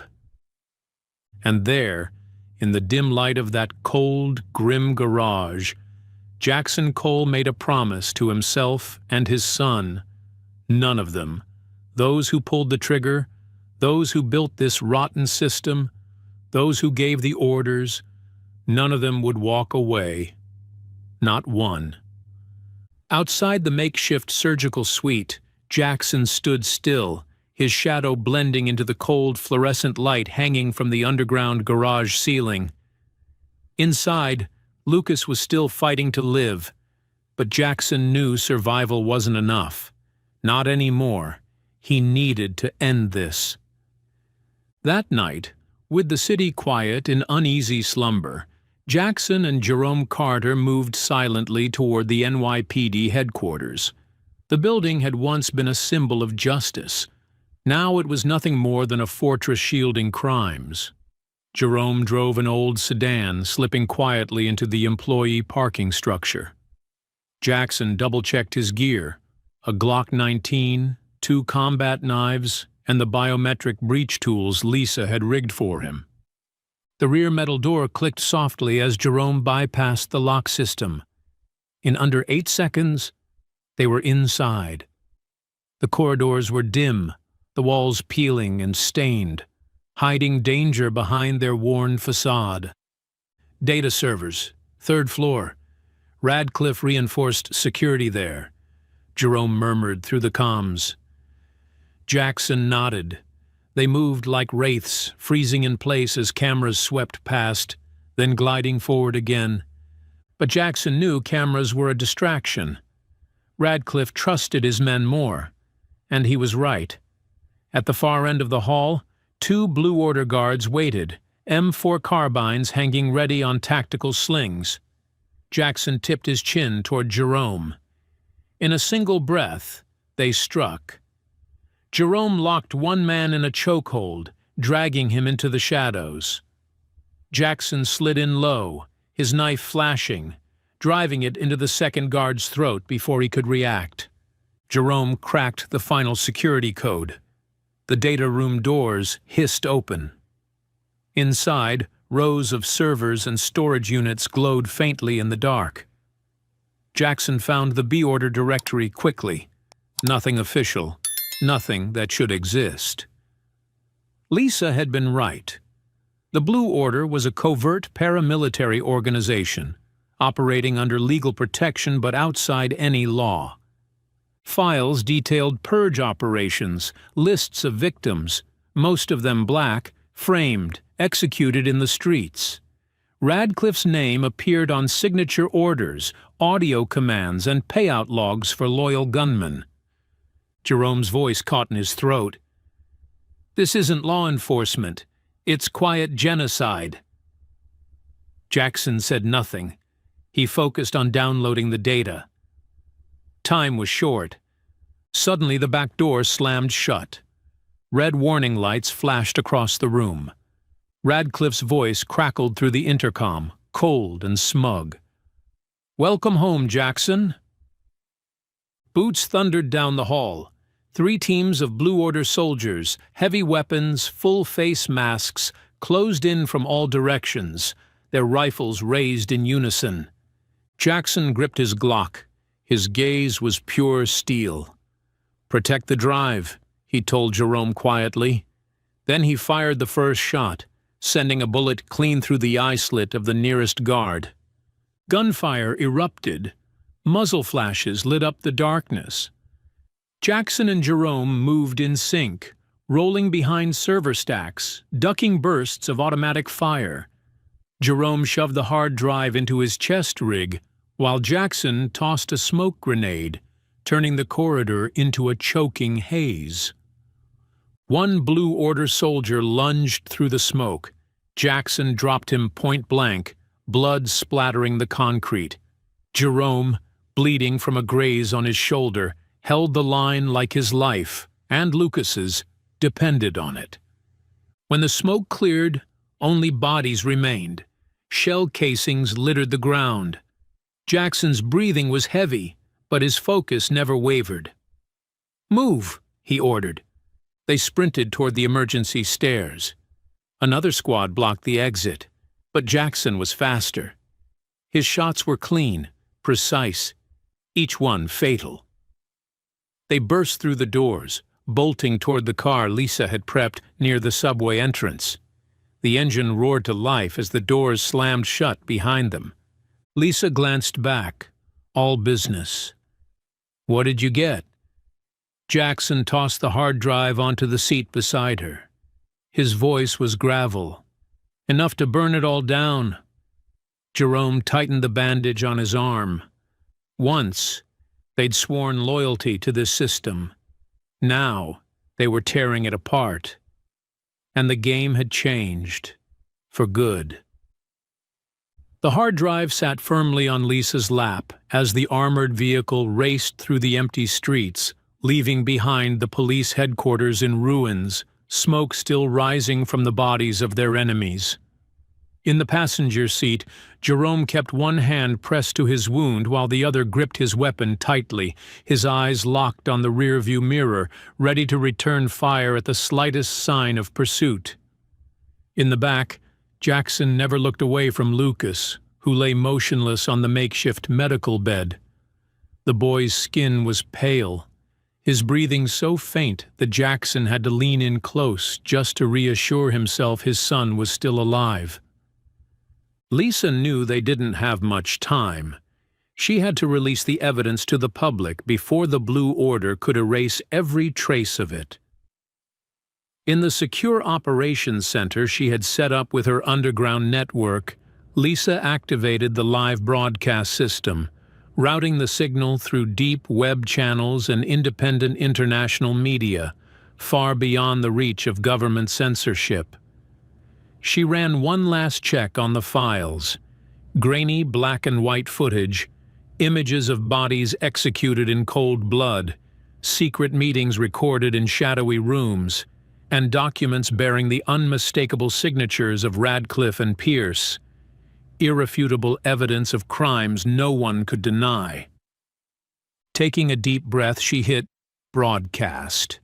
The glow from the monitor reflected on her resolute face as her voice cut through the silence. "This is the truth they don't want you to see." The footage appeared instantly on hundreds of thousands of screens. cell phones, televisions, and social media feeds across the country. And then the streets erupted. From South Bronx to Manhattan, from black university students to mothers clutching framed photos of their dead children, the people poured out of their homes, their voices rising in a thunderous cry, "Justice for Lucas! Justice for the fallen!" Crowds stretched for miles, banners held high. "The Blue Order must fall, and Radcliffe is a murderer." Riot police found themselves surrounded, their shields rattling as the sea of protesters closed in. In the eyes of many young officers, hesitation replaced certainty. The lies had been exposed, and no one was willing to defend them anymore. Inside the field hospital, Jackson sat quietly at Lucas's bedside, his large hand wrapped tightly around his son's, as if to pass along every last bit of warmth he had left. When the door swung open, Jackson's body tensed, but his gaze softened the moment he saw her. Yara stood there, thin, her natural curls loose around her face. Her eyes, once full of love, now carried the weight of deep regret. "I came to be with him," she said softly, her voice trembling but determined. Jackson said nothing. He stepped aside, allowing her to sit by their son. Yara gently brushed Lucas's hair back and whispered words Jackson couldn't hear, but he understood their presence meant something. This was family, and Lucas needed that now more than ever. Not long after, the steady rhythm of the monitor changed. Jackson's grip on his son's hand tightened as Lucas's eyelashes fluttered. Slowly, the boy's eyes opened, dark pupils clouded, but alive. "Lucas," Jackson whispered, his voice raw and broken. Yara clutched her son's hand, tears streaming down her cheeks. Lucas blinked slowly, his breath shallow and uneven, but then he spoke, his voice weak yet clear. "Dad, we have to make them pay." Jackson froze, his hand trembling, not from fear, but from the sudden, terrible clarity. This was no longer his fight alone. It was a vow shared between father and son.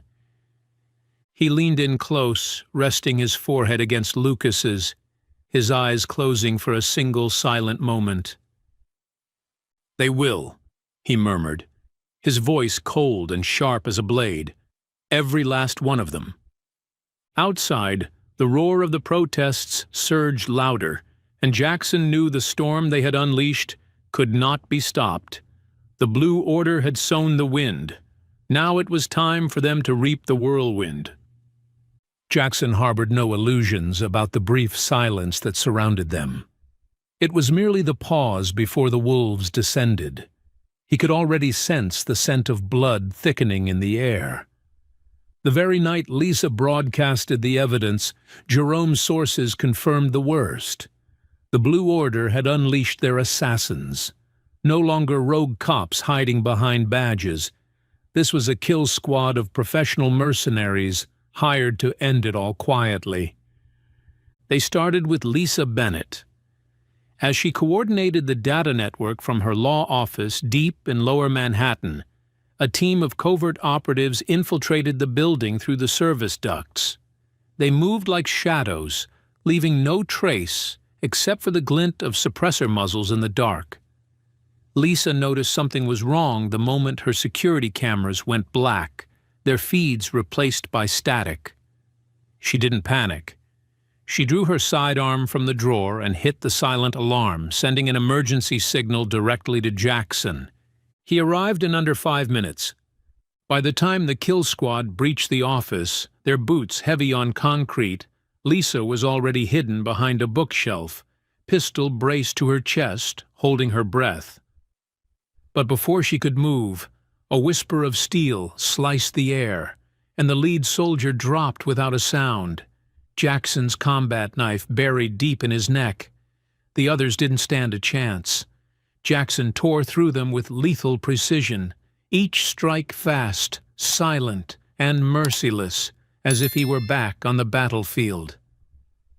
Pulling Lisa to her feet, he swept the room with his gaze and growled, "They're not going to stop." She clutched the hard drive tighter and followed him into the night. Meanwhile, Jerome Carter wasn't so lucky. Ambushed while transmitting intel on the Blue Order's underground defenses, he was captured in an abandoned parking lot and dragged to a dark warehouse by the Hudson River. They strung him up by steel cables, his body battered and bruised from hours of beatings and electric shocks. The interrogator, a former Black Rock mercenary, asked the same question over and over. "Where's Jackson?" Jerome stayed silent, blood and spit dripping onto the concrete. His eyes never left his torturer, a silent defiance that spoke louder than any words. When the man raised his stun baton for another strike, the lights cut out. Darkness fell. When they came back on, Jackson was there, standing behind the interrogator, his knife buried to the hilt in the man's spine. He let the body drop like garbage. Jackson quickly freed Jerome, who sagged into his arms, but managed a ragged grin. "You're always on time, Jax," Jerome muttered, his split lip twitching. Jackson only gave a silent nod, gripping his friend's shoulder in quiet solidarity. But the Blue Order's most brutal move was yet to come. Radcliffe personally led a team of Black Ops soldiers, men who had once served alongside Jackson, now reduced to ghosts of their former selves, ruthless and obedient. Disguised as a special medical unit, they infiltrated the hidden hospital where Lucas was recovering, taking the boy before Yara even realized something was wrong. When Jackson got the call, he didn't scream, he didn't curse. There was only silence. Lisa and Jerome knew then. Jackson Cole had crossed the line. He was no longer just a man. He had become something else entirely. The trail led them to an abandoned industrial complex in East Bronx, a rusting graveyard of steel frames and empty containers. Jackson's vehicle sped through the wasteland like a predator scenting blood. He and Jerome moved out, weapons ready, slipping through the ruins like ghosts. But Radcliffe had prepared well. Snipers perched on high ground. Mobile assault teams encircled them. The battle began in silence, the tension thick enough to choke on. When the first shot rang out, hell broke loose. Bullets screamed through the air. Steel beams shattered. Jackson dropped the first sniper with a single perfect shot. Jerome, his arm still bound in makeshift bandages, took down an entire assault team in seconds, his sidearm an extension of his will. As the gunfire waned, Jackson advanced toward the factory's heart. There stood Radcliffe, gripping Lucas with one arm, a pistol pressed to the boy's temple. Lucas didn't cry, he didn't flinch. He met his father's gaze with quiet courage. Radcliffe sneered.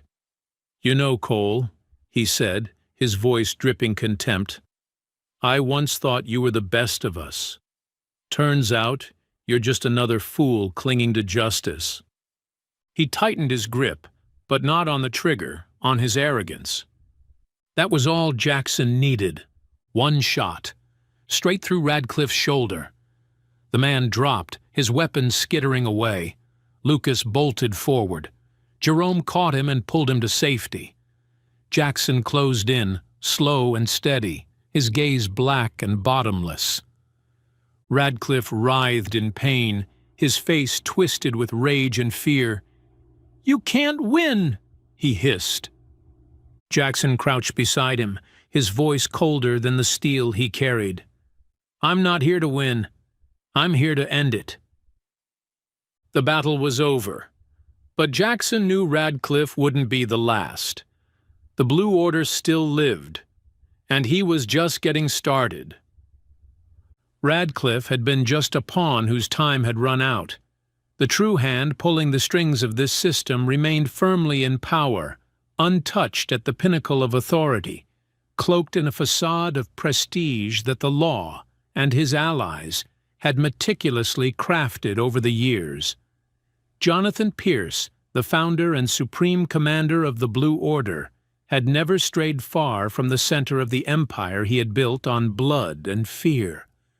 His mansion, nestled deep in the Westchester suburbs, was hidden behind electronic barriers, elite private security, and the most advanced surveillance technology money could buy. But this time, Jackson wasn't going in alone. The news of Lucas's abduction had ignited a firestorm of outrage that was spreading like wildfire throughout the city. Black veterans who had once fought shoulder to shoulder with Jackson on the battlefields of Iraq and Afghanistan, honest cops who had been cast aside by the Blue Order, and ordinary citizens who had lost loved ones to the corrupt system. They all stood up. They didn't need another call to action. What they needed was justice, and they were ready to take it. On the road to Westchester, Jackson glanced around at the faces riding with him. Lisa Bennett, her eyes sharp and resolute. Jerome Carter, his arms still wrapped in gauze, but his rifle loaded and ready, and more than 20 others, each with their reason to fight, none with anything left to lose. They weren't just a resistance. They were an army born of desperation and now fueled by righteous fury. The night hung heavy over Westchester as their convoy of armored vehicles stopped several miles from Pierce's mansion. Jackson was the first to step out, his dark combat gear turning him into a towering figure in the gloom. With a single motion of his hand, the teams dispersed, each group of 3 moving into their assigned positions, plans meticulously laid out over the past 48 hours. Lisa stayed close to Jackson, carrying the codebreaker and data drives they'd need to extract the files. Jerome and the sniper unit flanked the right, ready to neutralize any threat that spotted their approach. Pierce's mansion was more than just his residence. It was the hidden headquarters, where all the data on the Blue Order was stored. Membership lists, purge operations, illicit financial records, and deep political connections. Bringing this place down wasn't just about eliminating a base. It was about obliterating the entire power structure. When Lisa disabled the electronic grid, the security doors slid open with a sharp hiss, and emergency alarms blared like funeral bells. But Pierce's guards hadn't needed a warning to know what was coming. Gunfire erupted in the western gardens, ripping through the night as the first wave of bullets shattered the glass walls of the living room. Jackson's assault teams surged forward. Every round fired a declaration: no mercy. Pierce's mercenaries fought back with ruthless precision, outfitted with heavy armor and state-of-the-art weapons, their movements as disciplined as they were deadly. This wasn't a ragtag defense. It was a last stand.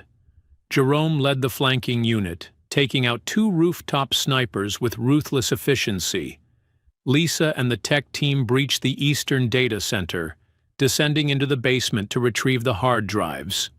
Jackson, along with 5 other veterans, spearheaded the frontal assault, pushing through smoke, blood, and shattered concrete as they advanced through each corridor. This was no longer a raid. It was a full-scale military operation. Hours passed in the close-quarters combat, where every shadow could hide a killer, and every corner might be your last. Bullets clanged off steel, grenades thudded and roared, and shouted orders mingled with screams to create a grim symphony of war that echoed through the mansion. At last, Jackson and 2 remaining fighters reached Pierce's inner sanctum, the fortified command room, soundproofed and lined with steel. Jonathan Pierce was waiting. He wasn't wearing his usual tailored suit. Instead, he was clad in black tactical gear, light armor covering his chest, his cold eyes fixed on Jackson like a veteran soldier ready for one last fight.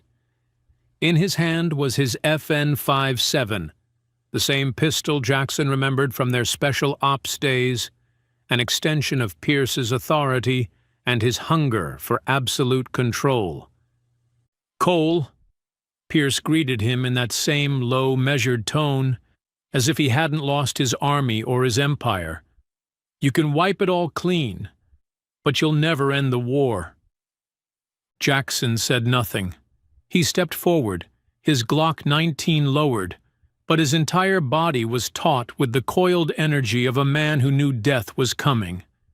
He understood Pierce, knew him to be a ruthless tactician, trained to make no mistakes in the face of death, and that made him more dangerous than ever. They moved at the same moment. Muzzle flashes lit up the dark room as both men fired. One round slammed into Jackson's vest, knocking him back half a step. The other grazed Pierce's shoulder, tearing through his armor and spraying blood. Neither man fell. Their guns clattered to the floor as they lunged at each other, fists and elbows becoming blunt weapons, each strike heavy enough to break bone, each hold aimed at crushing the life out of the other. Pierce fought like a beast, brutal and relentless. But Jackson fought with something more than skill, with rage forged over a lifetime of betrayal and loss. A brutal punch to his ribs made Jackson wince, but he twisted, slamming his elbow into Pierce's temple. The older man staggered, dazed, and Jackson wasted no time. He drew his combat knife and drove it deep into Pierce's gut, twisting the blade before yanking it free. Pierce crumpled to his knees, blood spilling in sheets, yet he still met Jackson's gaze with defiance. "You'll change nothing," he gasped, blood bubbling from his lips. Jackson crouched, his voice rough and cold as steel. "Maybe, but I'll end you." He pulled the trigger on his sidearm, one final shot. Pierce's body hit the ground, his lifeless eyes still wide in disbelief. His reign was over. Lisa's voice came over the radio. The data was secured, and the remaining teams had the estate under control. Jackson took a long breath, scanning the ruined command center that had once orchestrated so much death. Now it was just another tomb. He stepped outside, shoulder to shoulder with his comrades, knowing the war wasn't finished. But the Blue Order was dead. And for the first time in years, hope didn't seem impossible. The silence in the command room was suffocating after Jackson fired the final bullet. Jonathan Pierce's body collapsed at his feet, the embodiment of a corrupt power structure finally reduced to nothing. His last breath carried the stench of decay, one that he had spread across the city for years. Jackson stood motionless for a few seconds, his dark gaze sweeping the room that had once directed systematic slaughter. Now, it was just a graveyard of dead men and dark screens. And yet, beneath the deceptive quiet, Jackson knew the storm wasn't over. Somewhere out there, Radcliffe was still breathing, and Lucas wasn't safe yet. The encrypted message from Lisa came through just as Jackson turned away from Pierce's corpse. A simple, concise transmission, but its meaning clenched like a fist around his heart. Lucas, confirmed location, chemical processing plant, Eastern Industrial Zone. He didn't waste a second. His fingers flexed around the empty pistol before he let it drop to the blood-stained floor. With steady hands, he drew his backup sidearm and his combat knife, then sprinted out of the command center. His boots pounded down cold steel corridors, each step weighted with years of betrayal and grief, but now also with clarity. He was running toward the only thing he had left to save. Lucas was tied to a rusted metal chair in the middle of the processing plant, IV lines threaded into his veins, pumping filth into his bloodstream. It was Radcliffe's last twisted message. Lucas was the symbol of everything Jackson had lost, a pawn meant to break him for good. Radcliffe stood a few meters away, blood still staining his tactical vest from the earlier fight, his pistol hanging loosely in one hand, his expression as composed and repulsive as Jackson remembered from their SWAT days. "You're too late, Cole," Radcliffe rasped. His voice was raw, scraped thin from desperation, but his arrogance still clung like rot. "My empire may be dust, but I'll be damned if I let you take him back." Jackson's answer was silence. His eyes never left Lucas, locking onto the boy's face. Lucas stared back, eyes wide but unafraid, his trust unwavering. That gaze pulled Jackson back from the edge, grounding him in what mattered. Without hesitation, he moved, silent, precise, a shadow cutting through the dark. His first shot shattered Radcliffe's shoulder, forcing him to drop the gun. In the next instant, Jackson was on him, driving them both to the concrete floor. They fought like wild animals, stripped of tactics, stripped of reason. It was raw survival. Blood and sweat slicked their hands as they grappled for dominance. Radcliffe landed a brutal blow to Jackson's ribs. Something cracked. But Jackson didn't slow down. He drove his knife deep into Radcliffe's chest, shoving it between the plates of body armor that were never designed to stop something like this. The blade pierced flesh and bone. Radcliffe gasped, blood gurgling at his lips, but the challenge never left his dead eyes as he slumped to the ground in a pool of his blood. Jackson turned to Lucas.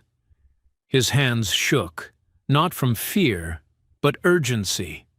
He tore out the fourth lines, wrenched free the restraints. Lucas was weak, his skin pale and cold, but his grip was strong when his small fingers clutched Jackson's hand. For the first time since this nightmare began, Jackson felt life pulsing back toward him. By the time Jackson carried Lucas back to the temporary command post, Lisa was already preparing the final broadcast. She stood behind her laptop, expression hard, tone sharper than any closing argument she'd ever delivered in a courtroom. This wasn't about law anymore. This was about truth, justice, and burning the old world down. Her voice rang out through every available channel, the feed spreading through secure networks and open lines alike. This is the truth. These are the crimes. And these are the names of those responsible. Jonathan Pierce, Thomas Radcliffe, Mayor Robert Stanton. Their names burned across the screen, followed by file after file of irrefutable evidence, bank transfers, member lists of the Blue Order, audio recordings of execution orders, and documents tying high-ranking politicians to decades of murder and corruption. There was no room left for denials, no spin, no plausible deniability. The public's fury exploded. What began as protests swelled into an unstoppable wave of organized uprisings.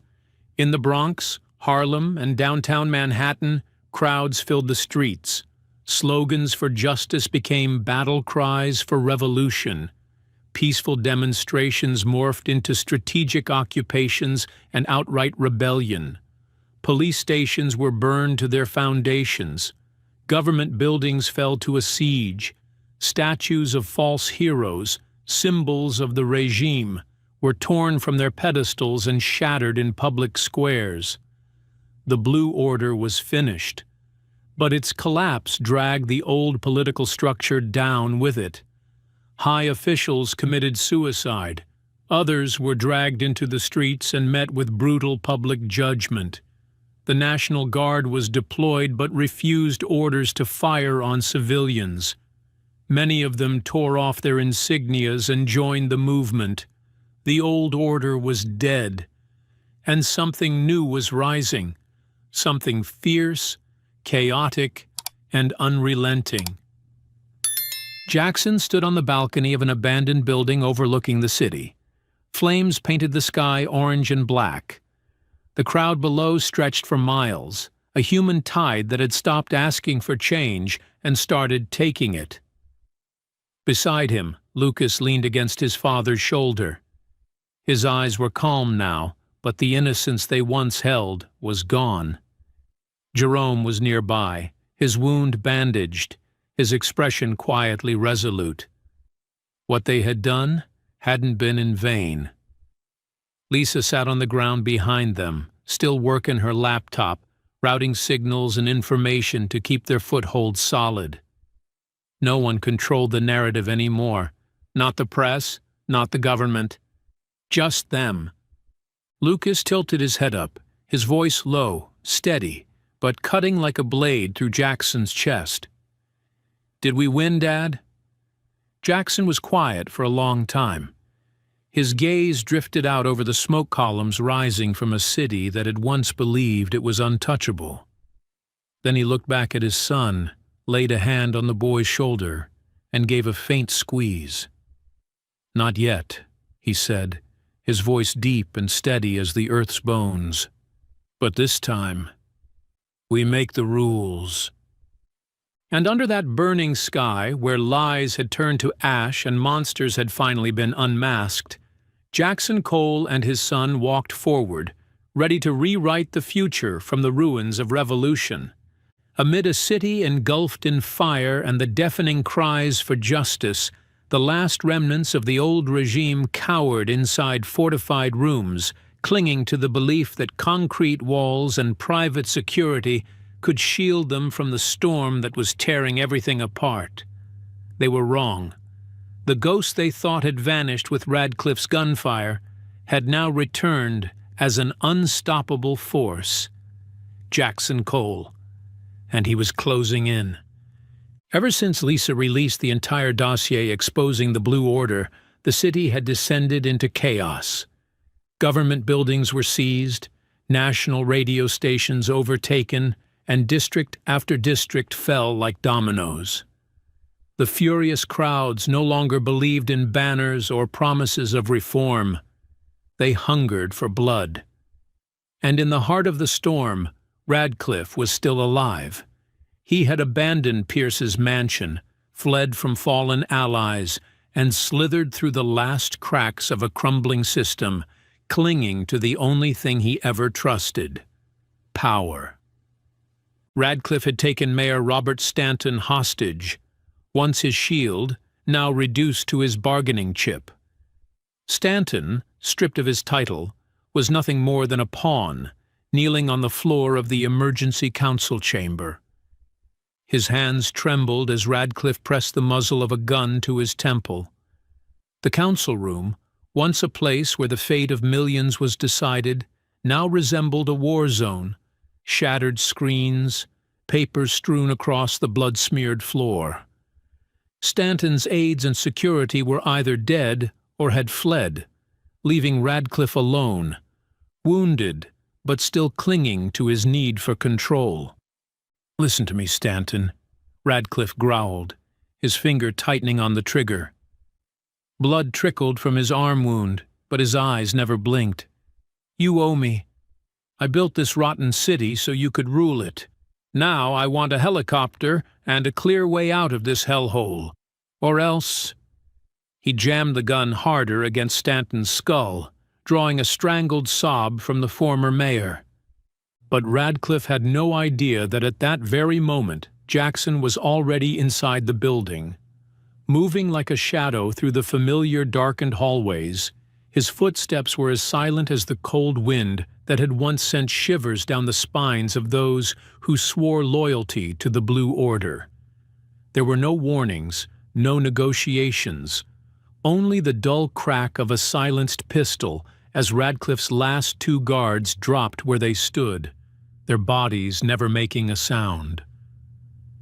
The council chamber doors burst open with such force that their hinges screamed and tore free.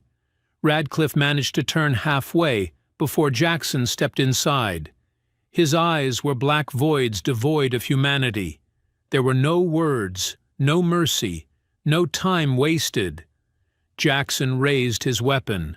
The first shot shattered Radcliffe's arm, sending his gun clattering to the floor. The second bullet obliterated his right knee, forcing him to collapse in a spreading pool of his blood. Stanton stumbled backward, his suit soaked in sweat, hope flickering in his eyes at the sight of Jackson. But Jackson didn't spare him a glance.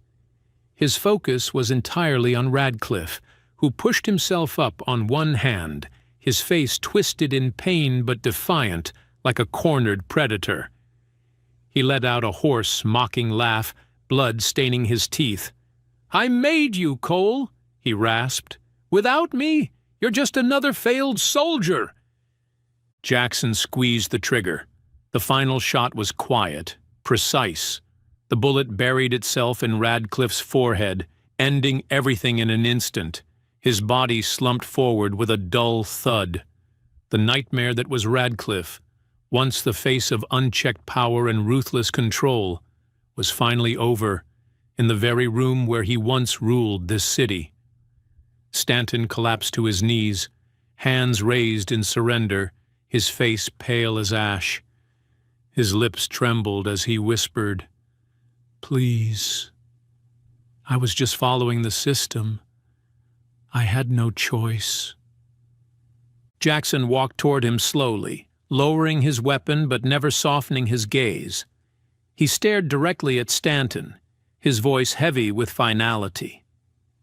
"I control this city now."